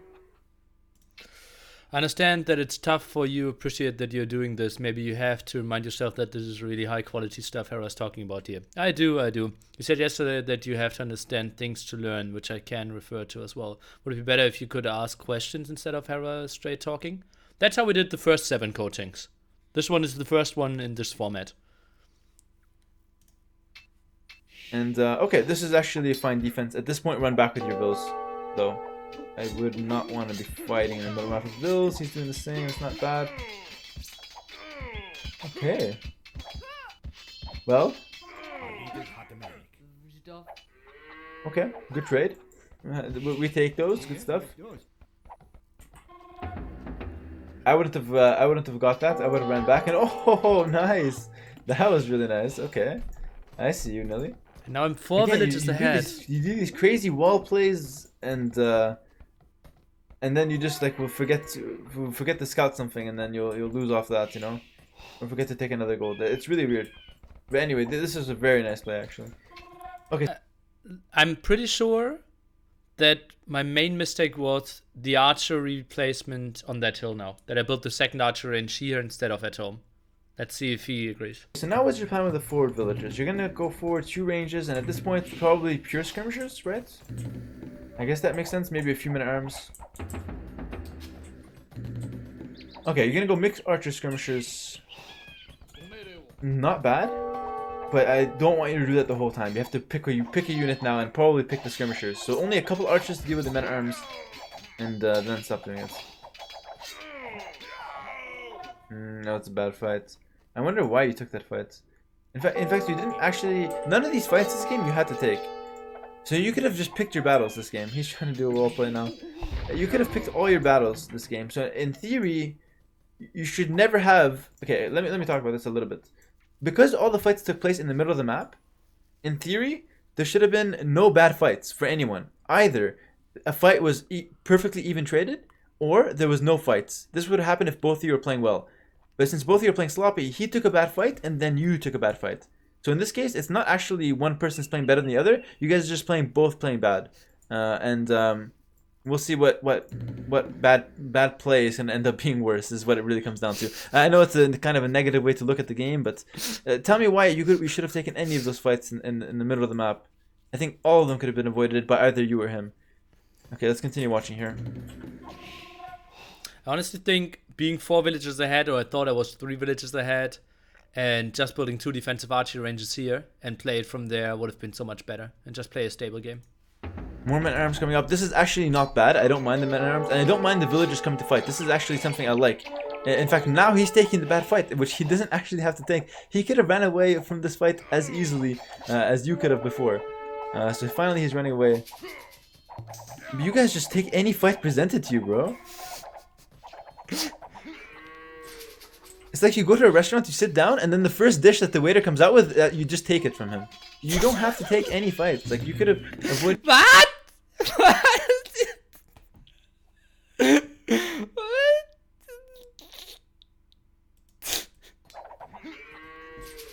It's like you go to a restaurant, you sit down, and then the first dish that the waiter comes out with, you just take it from him. You don't have to take any fights. Like, you could have avoided so many of the battles. Anyway, I'll stop talking about that, but it's an important point. For both of you, actually. Okay, good micro from him. Again, I don't mind the men-at-arms from... oh, fuck. I don't mind you adding the men-at-arms. Because, like I said, you have to play aggressive. You have to play full feudal this game. Because of your gold positions, alright? So this is actually good for you. He's taking bad fights. You're up 5 villagers out of nowhere. Because you're sending them forward. Quick tap to his economy. His food is starting to rise, which is not really that big a deal for you. Your biggest priority is really just to play a lot in Feudal Age. I want to check something though. I missed it before. Hold on, let me see this. I want to see your eco upgrades, whether you have them. I suspected you didn't have them yet. You have no eco upgrades, and this is why he has a lead over you in terms of resources. He had the double bid axe earlier, so he was able to make more farms, thus having more food in the bank. And again, you're getting all the military upgrades. You're getting fletching, you're getting armor, but neglecting the eco upgrades. So definitely a better balance. I don't know if you forgot. If you forgot, I guess it happens to everyone. No big deal. But if you're neglecting them on purpose, that's definitely a bad thing. Especially double bid axe. Horse collar, I can see you skipping it. In fact, I would probably recommend you to skip it this game. But definitely double bid axe should have been in there way earlier. I think you forgot though, because if Is the video on Lily's channel? This one is live, my man. you remembered, you would have gotten it before wheelbarrow. Okay, cool. So at this point, you kind of have to look to play in the feudal age. He's playing very defensive. What stops you from adding in a stable and going for scouts? Sure, you can wall up. I like the tower actually. Finally, you're preemptively defending your map, and these walls are nice. So this is already better than last game. Okay, but we're back to wasting units. Oh no, we're back to waste 4 units, 3 units, 4 units, and a lot of HP gone. Okay, so 4 units gone for free. Bastinction. Thanks. 30 months already. Sick. Has to be one of the longest. Sick. Okay, again, taking fights that well mean pretty much nothing, because you weren't fighting anything there. There was no potential for damage. You were walking towards a tower that you had already scouted, a hill that you didn't have vision of, and you started to fight on a hill when you were down in numbers quite significantly. So once again, taking fights you don't have to take. Okay, this is fantastic. All right, nice, good stuff. Going for a stable transition. Why is this really good? It's just good because you're going to play your strength. Your Berbers get cheaper cap. This makes a lot of sense. I don't really want to stick on range units. Why you're still making them? I don't know. I think I would have definitely stopped. Yeah, this is just bad. I would have definitely stopped and just switched completely to cav. And then kept what little units I had just to snipe a spearman. That's all you needed them for.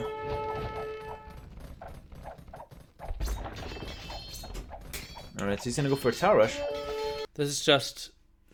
Why am I not gating behind this?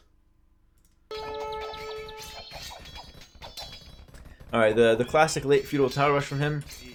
Luckily, you're fully walled and you've got the tower already there, so finally, you're one step ahead of the game, and now you're getting a defensive tower. This could actually make or break you the game. Okay, you have the units to fight, and you have a few villas on the tower. At this point, you should just sacrifice this, or take these guys out, and just trade. Why do you care to preserve these units? It makes more sense to get this tower up than to preserve these units, in my opinion. I would have taken them up, fight the skirmishers, or at least pull the skirmishers away, get the tower up, because you're not going to upgrade these units anyway. You're useless beyond this point. We're just going to quickly take a look at his position just to show you. But when he's doing something like this is what his economy looks like. Not great. He's floating gold, which normally he shouldn't be, but other than that, he's far from cancel age. You're actually going for Elite Skirmisher, which I guess is good because he's adding in Spearmen, so this is actually decent for you. You have a second range somewhere? Oh, on the front, yeah, I forgot about that one. I'm just gonna quickly make sure my mic is on. Yeah, it is. Alright. Oh no, no, why? Why? You're going for a big play, but I don't understand why the villagers have to get involved. What's the I think without villagers, I don't break that. point of sending the villagers in? This is not feudal age anymore. We have to fight with vills. This is so messy. Oh no.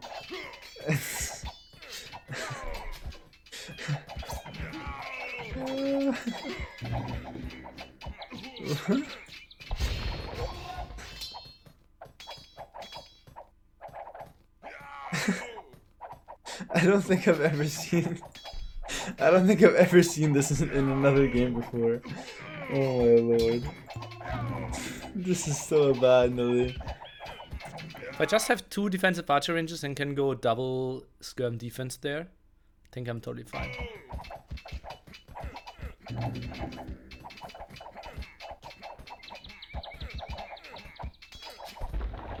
Jeez.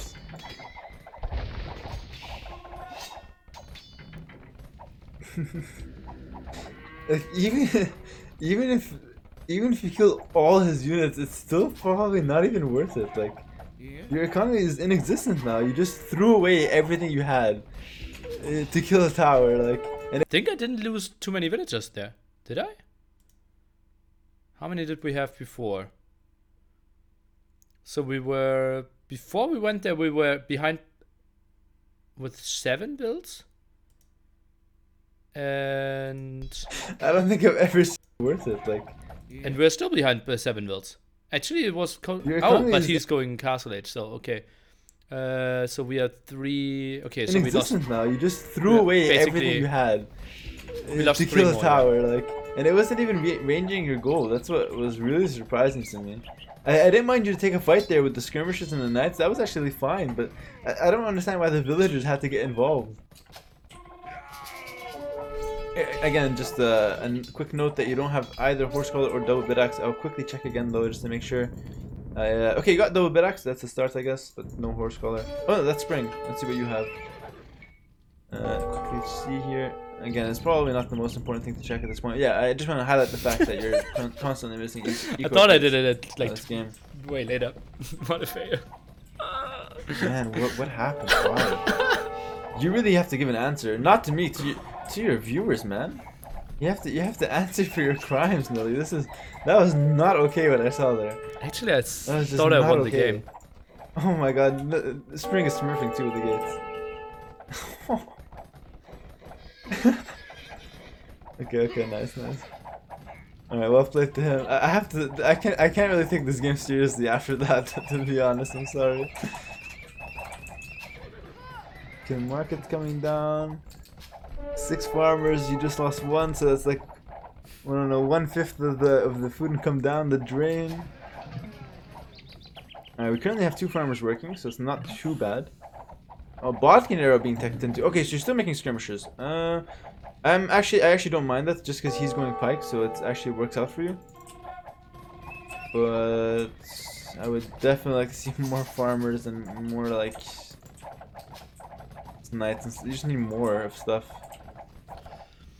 Did you try to go in a workshop against the towers? I think it took too long and I didn't have any wood income. I needed to not reseed farms to even get a market and then buy more wood. So was such a big investment. Yeah, that's fine. You saw how much I was pushed back there. I simply didn't have any. You're down 10 villagers, still no eco grid at all. And you're for siege workshop. Okay, so no TCs. Which is fine, actually. I don't expect you to have more TCs. You can't even sustain vill production from 1 TC with this farm economy. Walling this, okay. Doesn't really do much. He's getting horse collar. Can I fast forward it? Like, I don't want you to ever be in a position like this again, where you send all your villas in Castle Age to fight 3 towers and a lot of skirmers and pikes. In Feudal Age, different story. Like, villas can actually be pulled out in Feudal Age. That actually could make sense. But in Castle Age, when you have so many other resources to use, you have knights, you've got elite skirmishers, you've got Barking Arrow towers, you have so many different resources to defend Tower Rush, you have siege. You never need to vil fight like that. Never again. I never want to see that ever again. Like, from any player, just for humanity's sake at this point. Alright. Trading decently, you have... Indeed. Hera did record this one at home, and now I'm watching basically his VOD. Actually, a decent you actually have a decent army. This is the worst part. Like, you're in a good position. You were in a great position army-wise before, and now you threw away all your eco. So now all you have now is a military lead. Before you had a military and an economy lead, and even a tech lead with a faster castle age. Okay, so once this army dies, you officially have 0 advantage this game. He's up 20. He's up 16 villagers. University coming down. Okay, this is good. Okay, so smart plays with the little like things in Castle Age, like this, the Night Raid last game. Mangonel here clearing up the villagers, hitting the towers. The extra things you do very well at, I must say.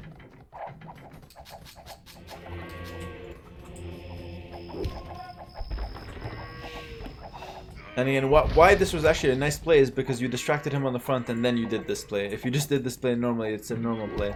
But you distracted him on the front and then went for that, so that's actually why it's impressive. I don't know if it was a fluke or if it was on purpose, but well done nonetheless. And now his economy will just kick in.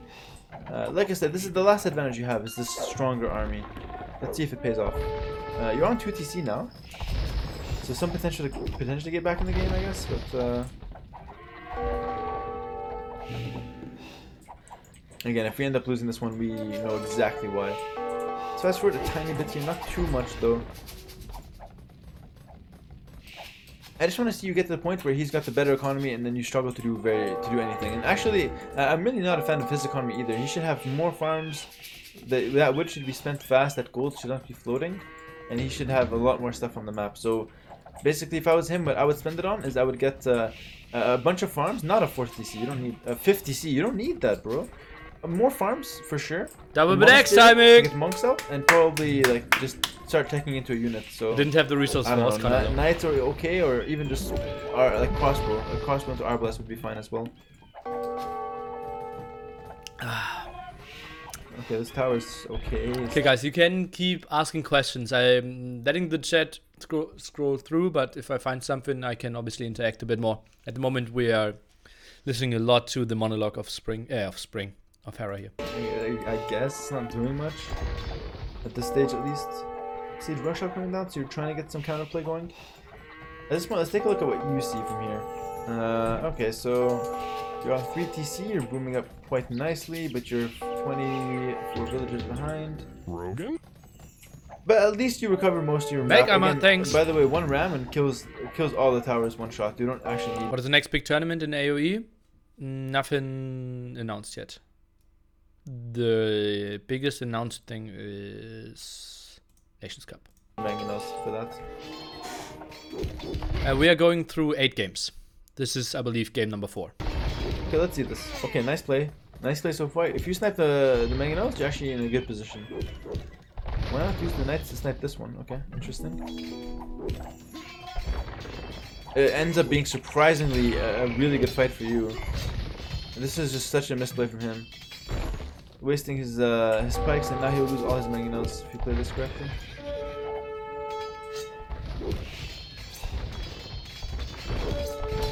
Rip. Okay, yikes. Yikes. He's here. Ballistics coming in from you for the skirmishers. Fair, not that bad for him. And what is he gonna go for? He's getting his eco upgrades. He's going for a massive. Nations Cup could be on D. Boom now. Why Spring does this with every civ? I don't know. This is actually pretty like bad. Like it's okay with like civs like Slavs where you want to just go all out castle age and Do you have a player whose style you follow? Nope. just spam knights with their like good farms. But with Japanese, a lot of the things they get that are good are come in like Imperial Age, like fast halbs. I know fast pikemen are okay, but halbs are way better. And like quick arbalest with bracer thumb ring. Just being really flexible in Imperial Age. Yasama towers. I don't know. He's gonna go for castle age play. I guess it doesn't matter because he's so far ahead. It doesn't really matter what he does. We can just fast forward here. This game's over. I just looked at the score just to confirm it. He's at 40-50 bills now. You have nothing to show for your for his massive boom. In fact, you're trying to boom to catch up, and it's never gonna work. You just got Bosa before as well. This is just a fast forward till he dies. Look at the epic castle. Oh, he isn't even showing the highlights. At the top, he is killing a castle with 70 villagers there. Okay, so quick recap of the game. You had a pretty decent early game actually. You added in, you did some nice decisions. You added in the men at arms. You went for the skirmishers. You actually played pretty well. The one criticism I had of both you and him was that you were taking fights for no reason. You were taking every fight that was presented to you. You tried to take it, whereas you don't actually need to take it. A fight you would need to take is a fight happening at your gold, where, well, if you don't take the fight now, you're gonna get pushed off gold, and that's gonna hurt you. But if you don't take a fight here, you just move your army from point A to point B, and nothing else changes. So you don't. That's a fight you don't need to take. So again, just be careful with those fights. Again, if the fight benefits you, then obviously take it. But if it's not going to benefit you, then just run away. So again, if both of you guys were playing optimally, in my opinion, there would have been 0 fights in the middle of the map. Everyone would have just ran away every time. And aside from that, you had a really good lead in Castle Age. Like he ended up making more mistakes than you in Feudal, and in Castle you decided to throw all of it away with villagers and never again. Villa fighting in Feudal Age is cool. I'm all for it. In Castle Age, you never do that ever. There's no situation that can come up where you have to do that. That was just that. I don't know. No words for that. And then after that, it's just completely downhill. You lost all your economy for no reason, and it was to kill a tower that actually ranged nothing. If you want to go back and check it out. That's probably true. Right. Right, that the tower wasn't that hyper aggressive. I guess you improved a lot lately. I see that you care more about small things. Maybe being also a caster helps that one. Absolutely not. But actually, like, casting that much hinders me in improving. Spending some time with the max or collaborative doubt would help a lot on your macro. I wouldn't see how spending time with them would help my macro. That's definitely all I have to say on that game, though. What the fuck are you doing? Good question, Klaskus. Very good question. Okay, I think he now takes a break after game 5. After I saw those villagers just running at it, yeah. No idea what I'm doing. So feel free to fast forward if you're watching this. Yeah, he told me that he took a break there. And let's check out this matchup. So like I said... Okay, he's back. Okay, I can read questions.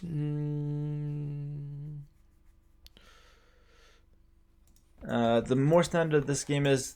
Casting doesn't help you improve better decisions? Absolutely not, no. That would mean Memp would know, or Mempty90 and I would be the 3 best people in decision making. And we clearly are not, right?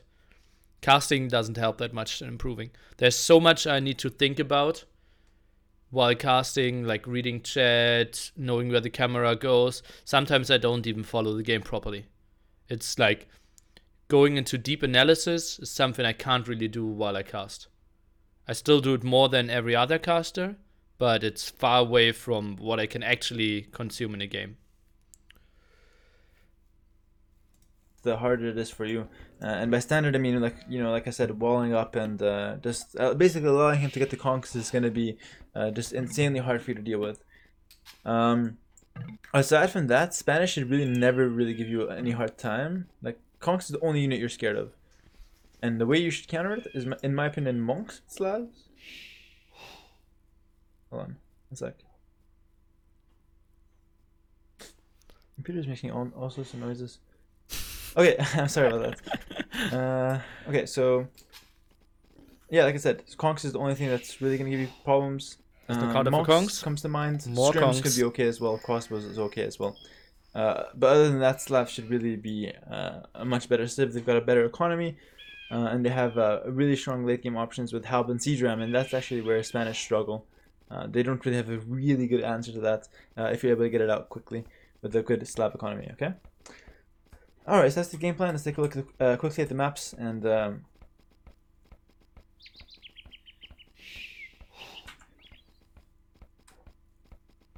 there's like dogs barking outside or something. I don't know. Sorry about that. Okay, I'm really losing focus because of the noises. This is going on YouTube. I only came in halfway and would like to watch from the start. Yes, obviously it will be on YouTube, and you can always watch the VOD on Twitch.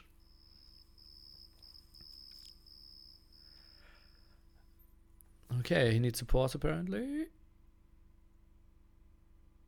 To mind is probably to go for full funeral play, to go for some towers, something different, something out of the box, and something that he might not expect. Basically, the more wally it is, the harder it is for you to play.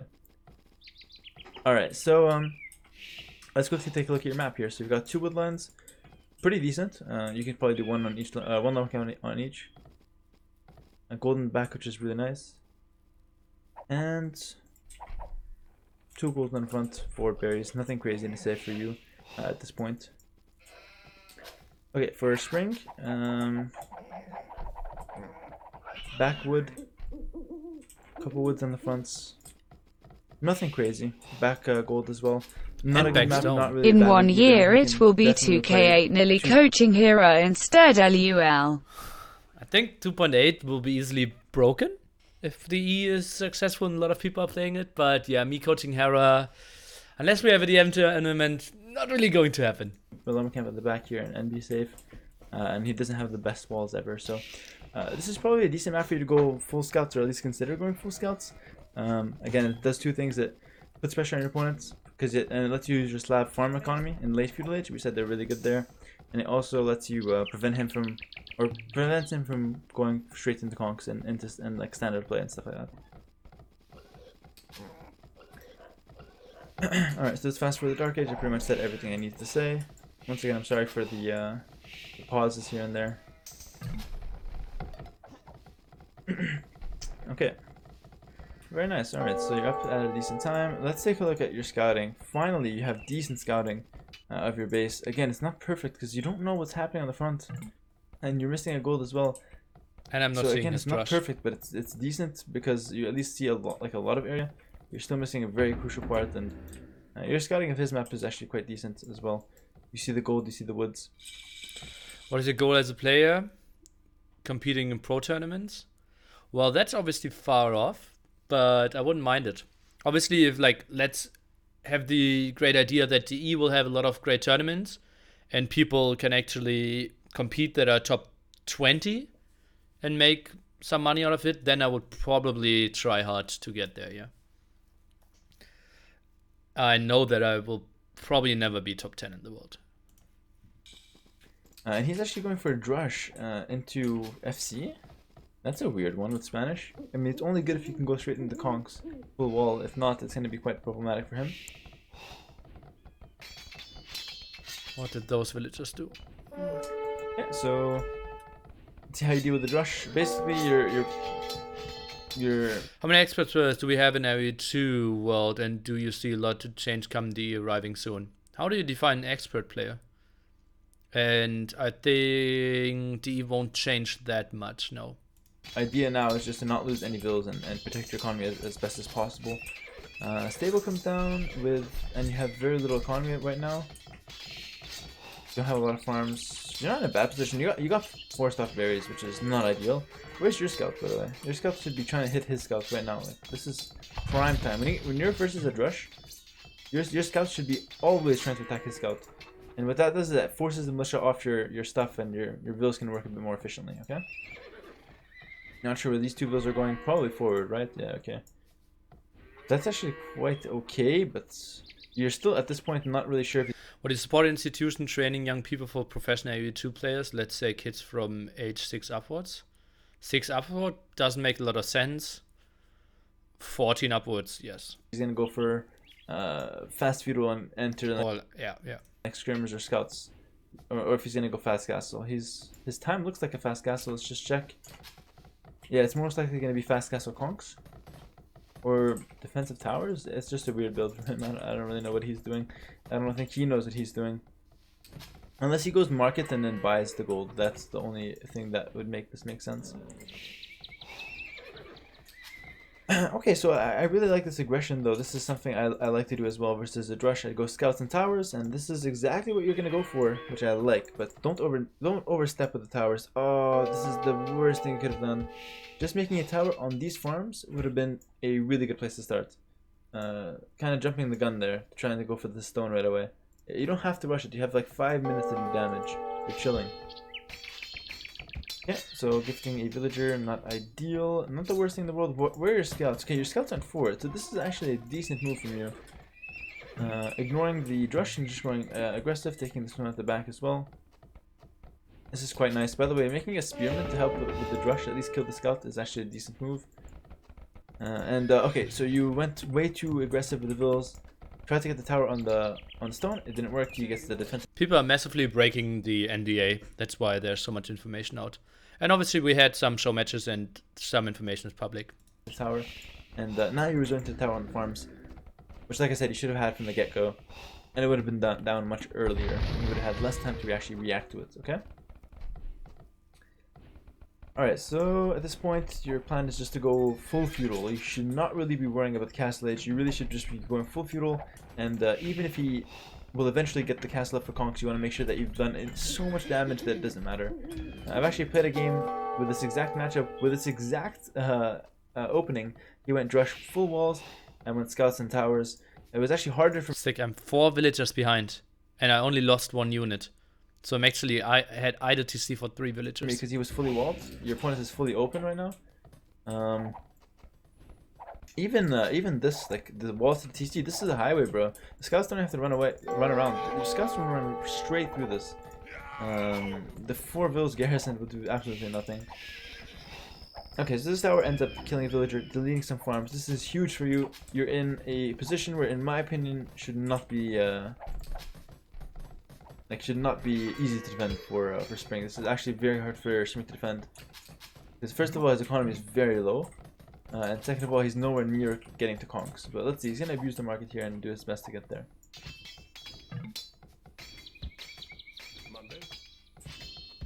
This is just so sloppy by me. This is another villager being gifted. Scouts is being gifted now.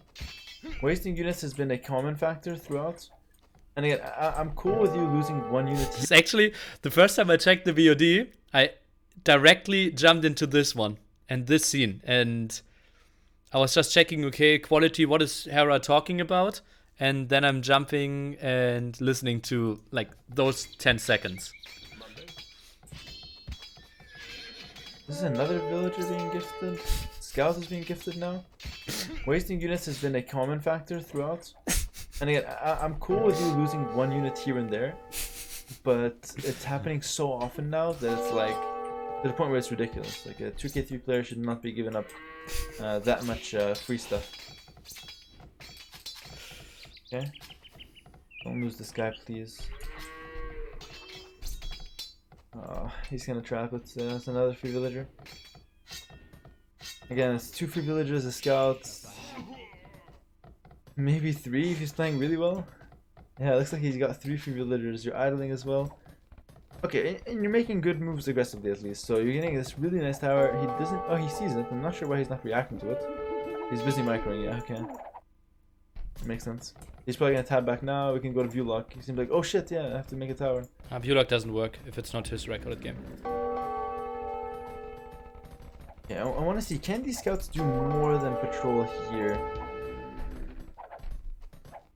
I mean, right now what they're doing is actually fine. Yeah, this is actually fine. But keep them. You patrolled until you literally patrolled when you didn't have to, and then as soon as you had to have them there, you left them. Oh, that was terrible. Okay, your position is still good though, in my opinion. You really need to pressure the stone. Like, he's going all in on this. I've never seen someone try harder to get to conks before. Oh my god, this is a nice tower. I mean, closer would be better though. I think one more tile. What? Like, one more tile would be ideal. I think that's suicide. If he sees me, a bit too far. You're not going to really range the gold or the stone rather. And these scouts right now should be running under the TC in and out. Hitting this is actually fine as well. Let me quickly tab out your economy at home. If you want to go Castle Age this game, it's not a bad idea, but I think you should probably invest a little bit more in the Feudal Age. And what I mean by that is probably just send even more bills forward and more scouts to just completely idle his economy. And whenever he tries to drop the castle, try to be there with your scouts and actually deny it, for example. Or like, you know, dive in here, kill the villas, or kill the tower. That's something. How did my scouts bug out so much there? 2 scouts there. I couldn't get amazing, in. For example. Yeah, I couldn't get in. But you're not going to go for the Feudal Age, instead you're going to go for the Castle Age. Not really a mistake per se, just a decision, which is okay. Let's see how it pays off. I think he doesn't prioritize very well when you see him sometimes microing woodlands when there's men-at-arms on his berries. You mean me, right? Yeah. Yeah, easy to say. Like, every time I prioritize correctly, you feel like, yeah, okay, it makes sense to what's there. It is sometimes tricky, right? But yeah, microing villagers shouldn't be a thing whenever I'm getting attacked at my berries. I definitely would have invested a tiny bit more into the Feudal Age. And I definitely would not let my opponent farm at all. This should not be allowed. Like, you have full control of his base. He's not allowed to farm ever in this game. Okay, you're still on the gold. That does absolutely nothing in my opinion. Well, actually, no, it's actually going to be decent. It's going to be okay because, well, he's going to have to just use another gold, which are quite far out, so it's not bad. But he could just make the castle there and it does nothing. Like, you're better off, instead of that, would just be to tower here before, deny the rest of the farms, or run your scouts under the TC constantly to deny the farms. This tower was really good though, I will say.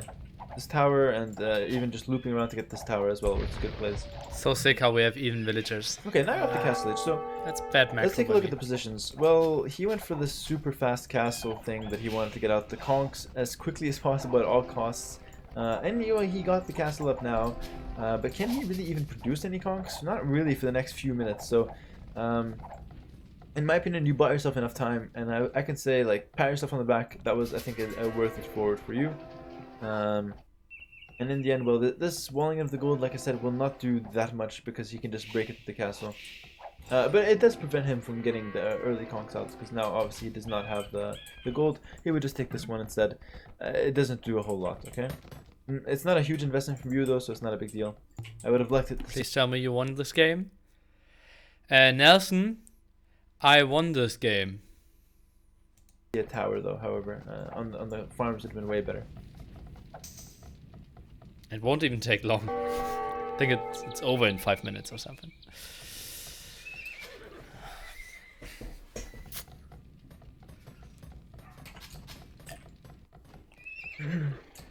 Gas stage coming in. Okay, so what's your plan? So like I said, at first, I think monks are the best counter to conks with Slavs with strong range units. Slavs with thumb rings. I think crossbow skirmisher could be good.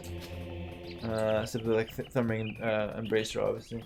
Slavs don't get any of those, so I would actually just go monks. And in fact, you're doing the same. So this is actually good stuff from you. I don't mind the knights as well. Knights would be good to raid. That's always good as well. And like I said, he's pretty delayed with his conk production, so you should be in a good position here. And the score says that way as well.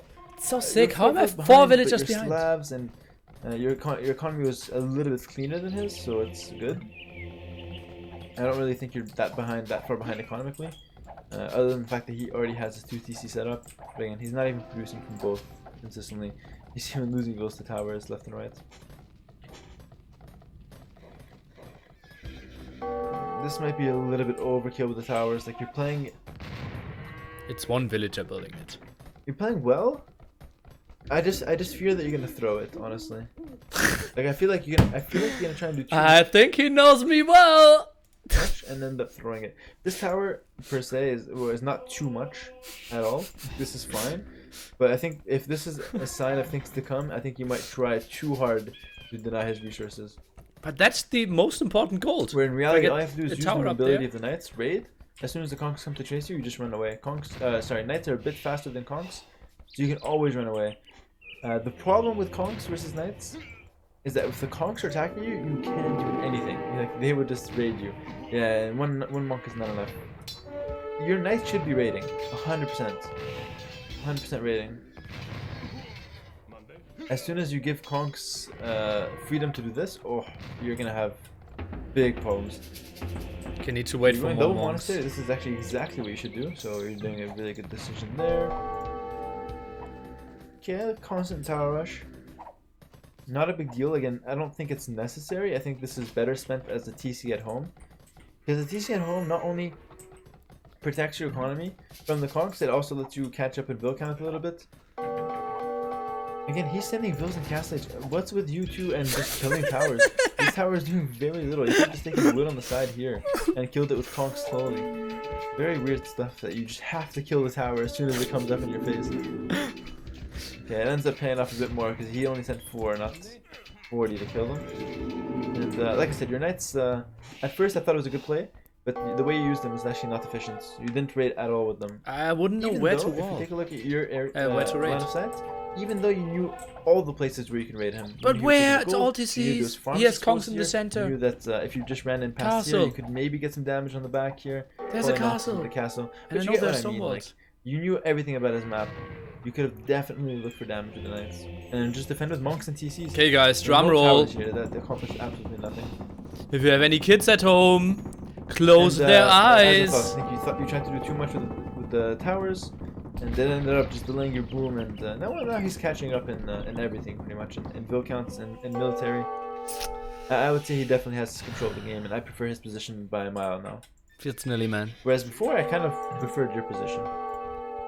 Oh no, that's game over. If he sees this and kills all the bills, it's literally instantly game over.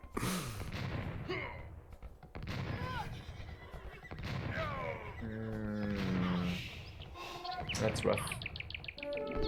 What is that, like 8 vills down for absolutely free? He's just gonna kite away now. Yep.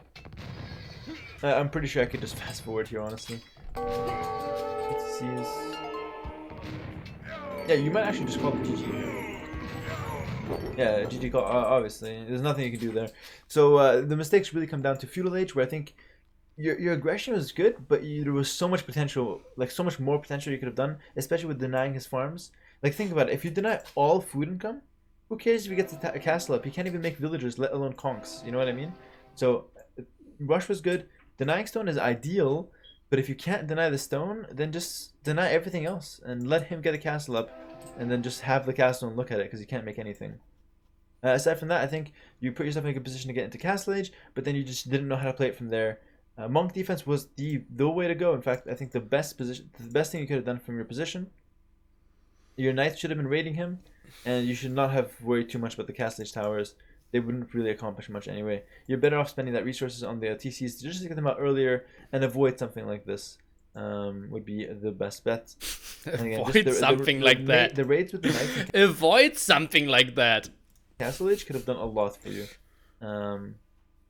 Yeah, definitely a big mistake. TC was limited to wood, not to the stone. Alright, let's move on to the last game. I don't think I would cast the optional games, just because we're close to 2 hours, and I don't think me talking or for more than 2 hours will change anything for you. So I will cast the last game here, and then what I'll do is I'll offer you another similar, if you like this session or this kind of coaching, I'll offer to do it again for more games if you need more analyzation from these from this set. Okay, so last game. Ethiopians against All right, Malians. so we got 13 minutes until 2 hours, but it took a few minutes to do some stuff, to go use the washroom, and also to check up on some sounds. So I'll probably go 5 minutes over, no problem. Let's take a look at this last game here. It's Ethiopians versus Malians. Just convert every conk. I mean, this is actually a matchup where I don't really know who I prefer. I mean, probably Malians until like the Imperial Age comes in, and then Ethiopians all the way. Malians lacking Bracer and Imp is just a big disaster for them. They do have Rim Hera thinking that I survived till Imp. Cav, but Ethiopian can easily tech into Halbs, and that kind of nullifies the Malian bonus. So Malian early game going to be pretty solid, but I would probably prefer Ethiopians in the late game for sure. So your goal here is probably just to survive Castle Age versus Malians, because that's really the most dangerous part of the game, where they get a lot of their wood saved from the town centers and from the stables and ranges and whatnot. So that really Castle Age is the most dangerous area. Feudal Age, you're fine. You get extra resources when you get there. You have men at arms. It's a solid play. Faster shooting archers. It's all good for you. It really just Castle Age you have to watch out. All right. So let's quickly take a look at the maps. I think this was game 1 on the second day. And then you would win an Imperial Age, basically, is what I'm saying. So survive castle, win an imp. That's your win condition. Feudal should trade evenly, no problem. Alright, so Woodline here. I think one of the additional ones was a win. My Inca game, but I still felt like that was really shaky at the start. Looks good. Gold here, gold here. Well, not that impactful, because this is kind of safe and this is very safe. Wood is fantastic. Berries are close, on the front, but close. I'm seeing some easy walls coming out here with houses, palisades, and probably a barracks on the front right here. On this side, just some quick walls, and you should be good to go. Please tell me you do some good scouting and you actually play the map out properly. This was day 2, so I started to scout, I believe. Because so far, I haven't seen you play a perfect Dark Age, which is actually really sad to see. That in 5 games, you can't play a perfect Dark Age. It really should not be that hard. And by perfect, I mean like no significant mistakes. Maybe 1-2 second idle time. That's not really huge. Maybe some sheep rotting. That's not really huge. But no scouting or walling mistakes. Okay, so your map is great, as we already analyzed. We'll keep an eye on how Hera's in the chat now, by the way, if you have any special questions to him. you play it. His map is not bad. I'm seeing 2 woodlands on the mini map. This one is actually pretty thick, so this is good. Gold on the front. And here I go deer pushing again. I see it on the minimap already. Not ideal, but it's quite close. And he has a really good wall on this side, on the right. So let's see if he scouts that. And then on this side, he should probably wall this and then play with buildings on the front. Barracks for him should be right here. It fits in nicely. And let's see how you guys play it. I expect the men-at-arm opening from you, Mr. Nilly, and then from Spring, either men-at-arms or scouts will be fine. But I would probably open men-at-arms just because it just seems safer overall.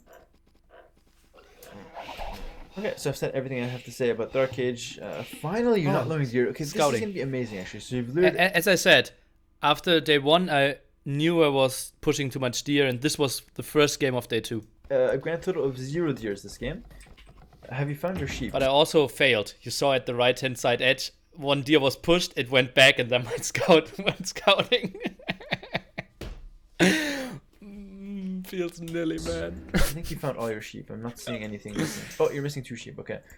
Not a big deal. Let's see your scouting. Finally, where you scout properly. Okay, you see all 3 golds. You see a decent amount of where you can wall. In fact, you see everything you can wall. Well, that's new. Okay. And you're scouting your opponent at a reasonable time. This is new. This is good. I promise you it's going to help so much in your early game. Let's see how it helps. It should help you a ton. First of all, you already... Will Nili's rating go down after this training session? Actually, it's not a bad sign if the rating goes down after a training session, because that's, first of all, it's variance, so that's completely random. And also, getting down with the rating means you're potentially trying new things, and therefore widening your horizon. So it's actually not too bad if you lose some games due to trying new stuff or adjusting to new ideas. I already see that he's gonna go men-at-arms. I think that's the first time you gave me that information. You didn't have that information on any other game, if I recall correctly. Maybe 1 or 2 of them, but it definitely wasn't a common thing, which it should be. You should always know or expect what your opponent's gonna go for, and not be surprised.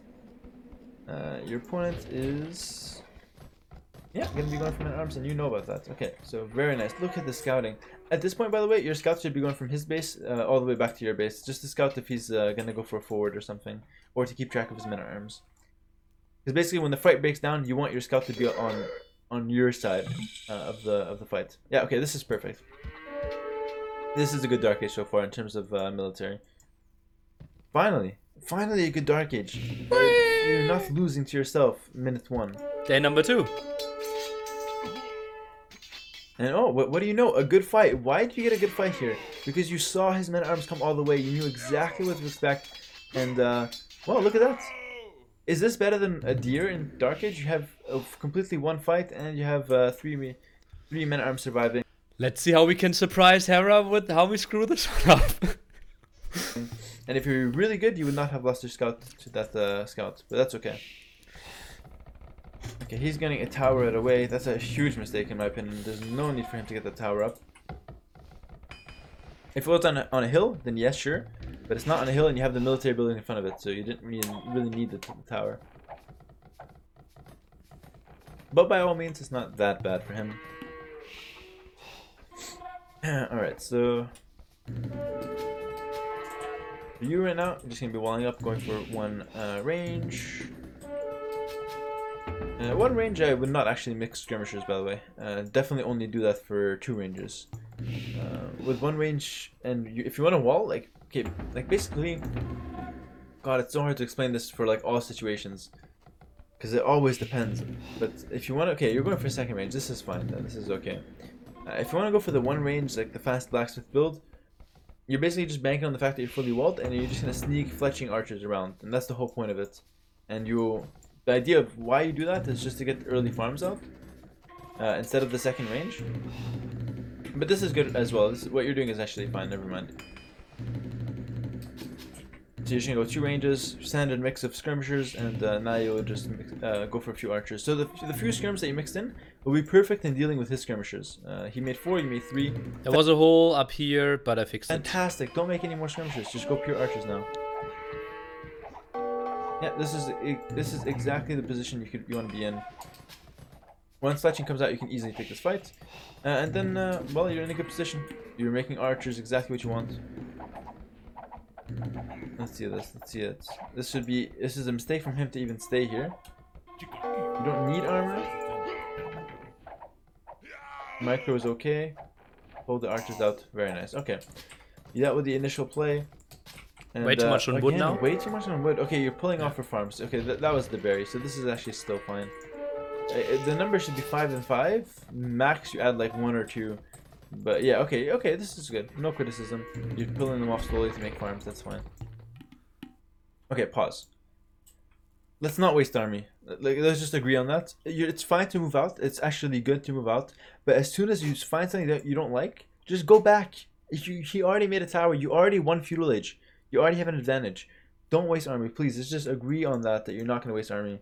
And if you waste army, then the game becomes automatically way more complex for no reason, okay? I should pause more often while playing. And then just like, pause? Okay, nearly.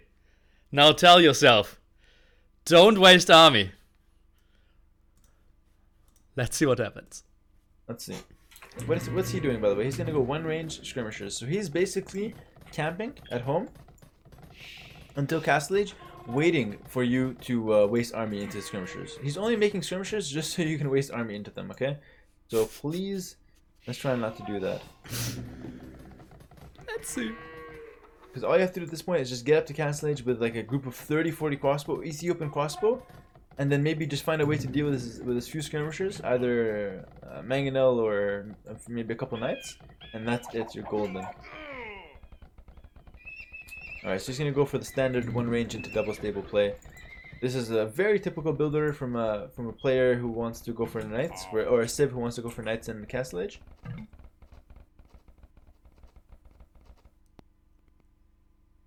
Hera, we can't hear you. Okay. Okay, we can hear you. This is a mistake, because you're showing yourself, and you already know that you already know he has skirmishers, and you already know that he's fully walled. And you're gonna waste army. It's just. And if you're asking me, okay, what's the correct play to do? The correct play, it would actually just be to wait here and do nothing. If you just wait here to upgrade, it's actually way better than this. Oh man. I knew you were gonna waste an army as well. When I saw you move out, I knew you were gonna waste it. Yeah, and he made the skirmish just so you can do this. It's crazy, man. This is so deja vu. This happened in like 4 out of 5 games that I've watched today. If there's one thing I could tell you that you need to change, is this: just knowing when to attack and when you just have to back off and just wait a little bit. That's obviously not helpful advice, right?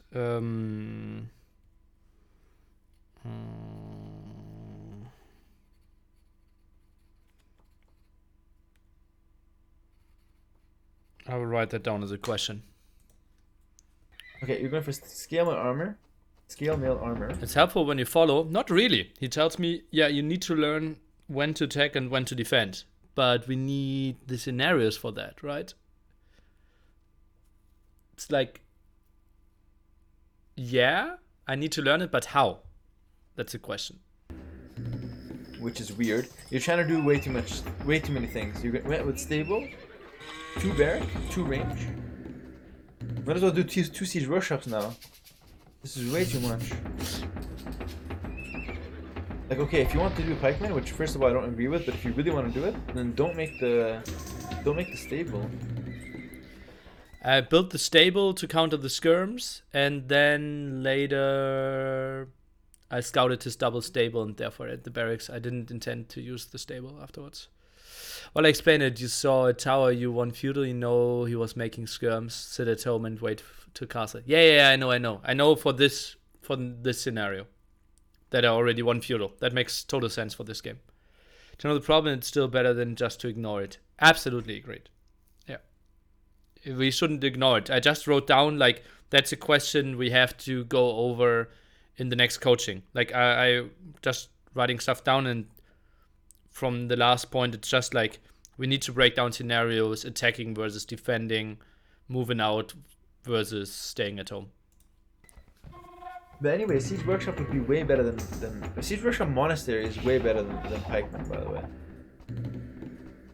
Okay. He's gonna go for a 4th Siege.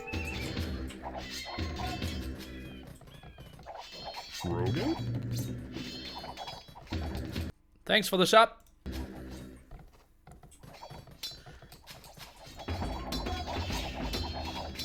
Okay, Pikeman in the barracks, ready to defend, I guess.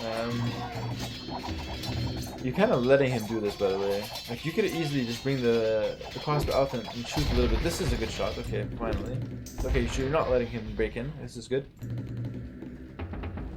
Okay, so let's see. I don't really know how this is gonna play out. I think a lot of it will come down to micro at this point. He has the hill in the front, but you potentially have the stronger military. And you have the mangonel, so a lot of potential for this kind of shit to happen.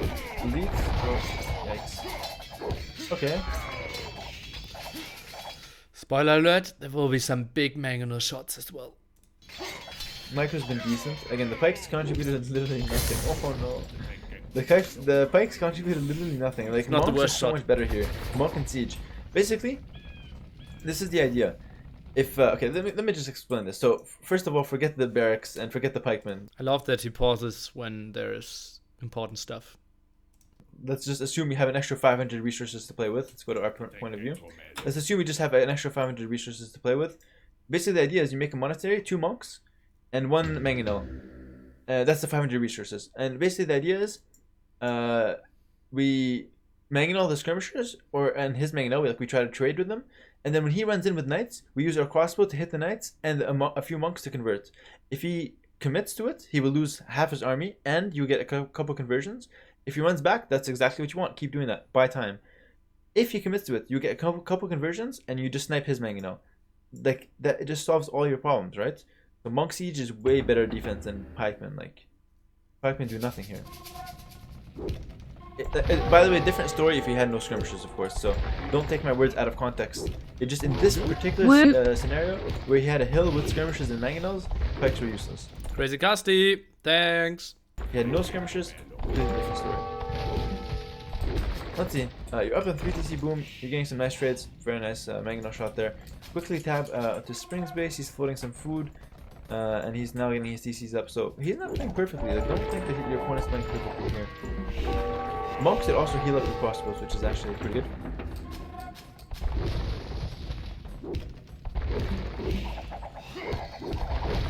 Okay. Oh, I see them coming. Yeah, I like your position. I hope you don't choke it away, because you actually have a few build lead. He's not. Hera is learning nothing from the coaching. He just said, "I hope you don't throw it away."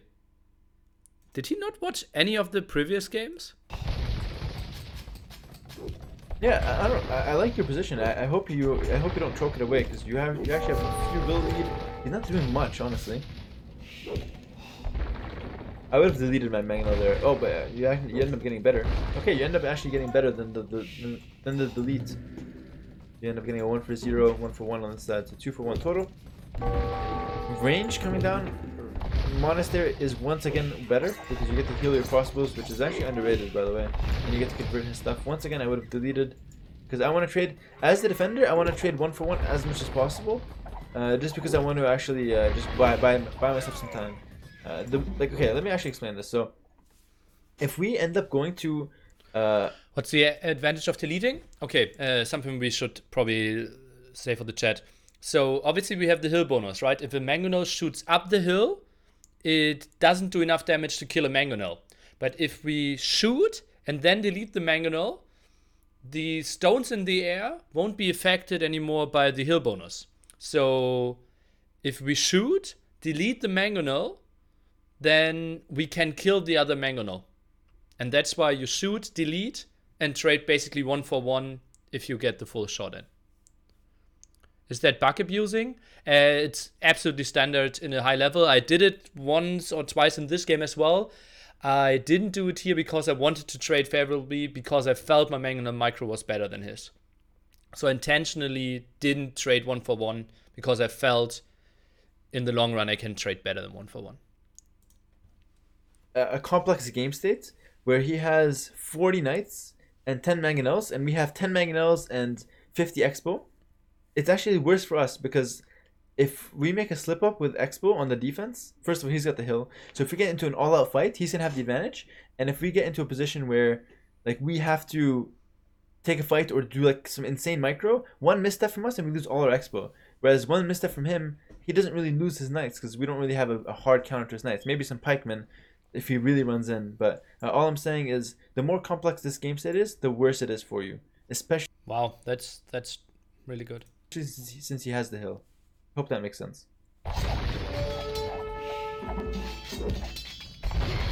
So again, 1 for 1 trades when you're defending is blessed. Oh, and there we go. That's exactly what I'm talking about. Complex game state, you end up taking a bad trade. You luckily sniped this Mangonel, so that's good, but the more complex this is, the harder it is to defend.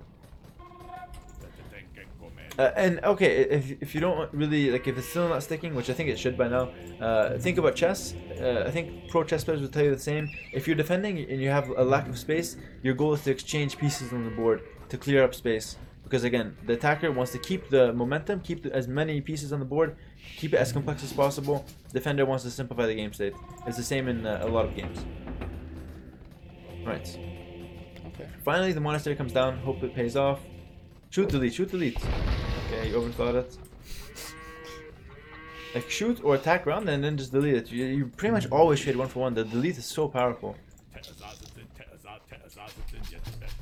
Okay, but like you're still in a good position, regardless of what really the score says. You're still for sure winnable.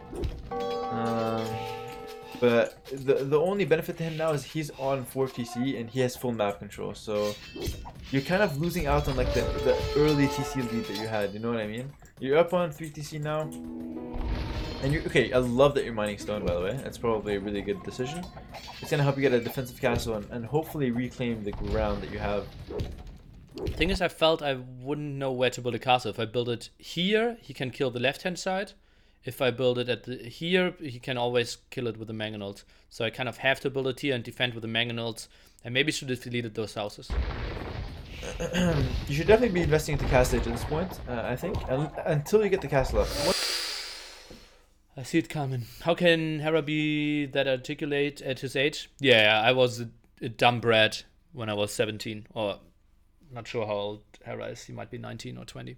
But yeah, he's on another level for sure. Once you get the castle up, then it's safe to go Imperial Age. Oh, and yeah, that's what I'm talking about. It just got into a complex game state, bro. Like, it's hard to keep track of 3 mangonels. It really is, especially when you're at this point, I think, until you get the castle up. Once you get the castle up, then it's safe to go Imperial Age. Oh, and yeah, that's what I'm talking about. It just got into a complex game state, bro. Like, it's hard to keep track of 3 mangonels. It really is, especially when you're one mistake away from losing all your army. I knew it was coming. It was so inevitable.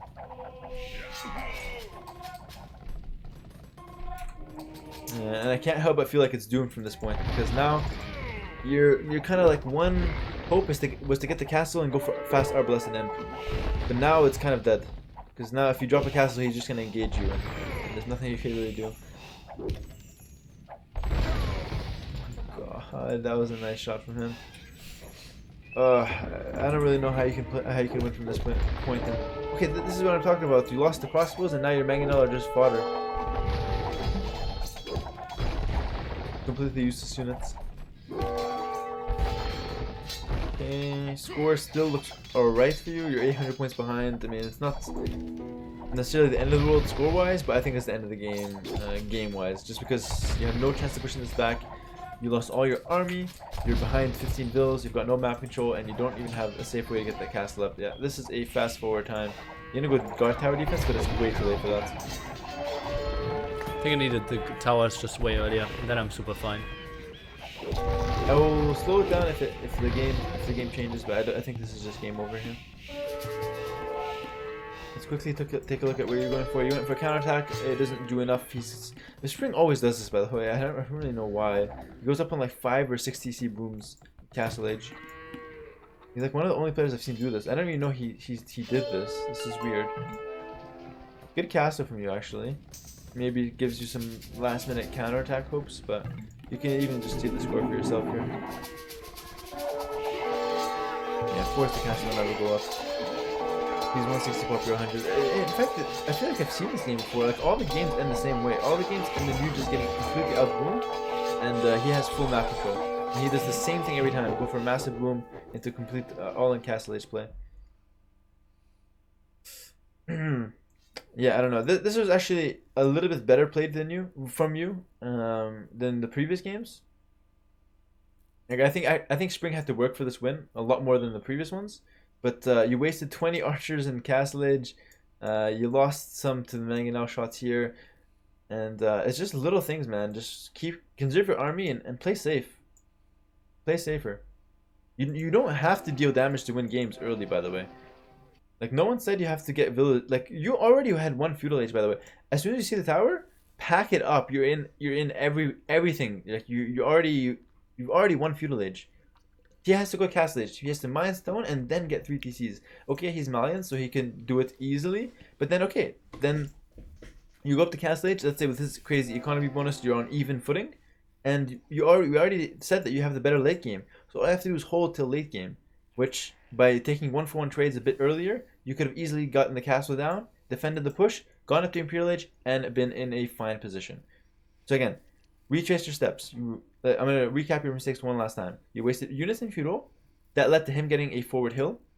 That led to him massing up an army. You then didn't trade as well as you could have early on, like when it was only a simple game state, a couple mangonels and few knights and skirmishers. And when it got to a lot of knights and more mangonels on the field, you were bound to make a mistake. You ended up making it, and then you just lost the game from there. You had the right idea to go for the castle, but the execution up until that point was not great. All right, man. I think that's gonna wrap it up for this session. Let me just quickly take a look at the time. I hope I went as thorough as possible through all the games. Yeah, we're 2:06, so I'm actually very happy with the time we hit. Even with the downtime, it should be 2 hours, so we'll just call it that. And like I said, I hope I was really thorough with the games, as thorough as possible, and I hope you learned something from it. If you have any doubts on what I said or anything that maybe I wasn't as clear as possible, just let me know. I'll be, just a message away on Discord. You could even message me while you're watching this, and just quickly point it out. I'll probably come to your stream and help out. We'll see. If not, I'll give you a quick answer by text. All right, so hopefully this helped, and if you want to do it again for other games in this series or just other sets in general, I'm more than happy to do so. All right, man. Hope you enjoy the stream, and hope this helped. Have a good one. I'll offer to do it again for more games if you need. Yeah. I think we don't need to jump back into this one. Why is Malian so bad? Indeed, no bracer to properly count the Ethiopians there. Ethiopian Arbalest. Okay, that was it. Goodbye, YouTube, the extended version. And I hope you enjoyed that one. And now, time for Twitch, guys.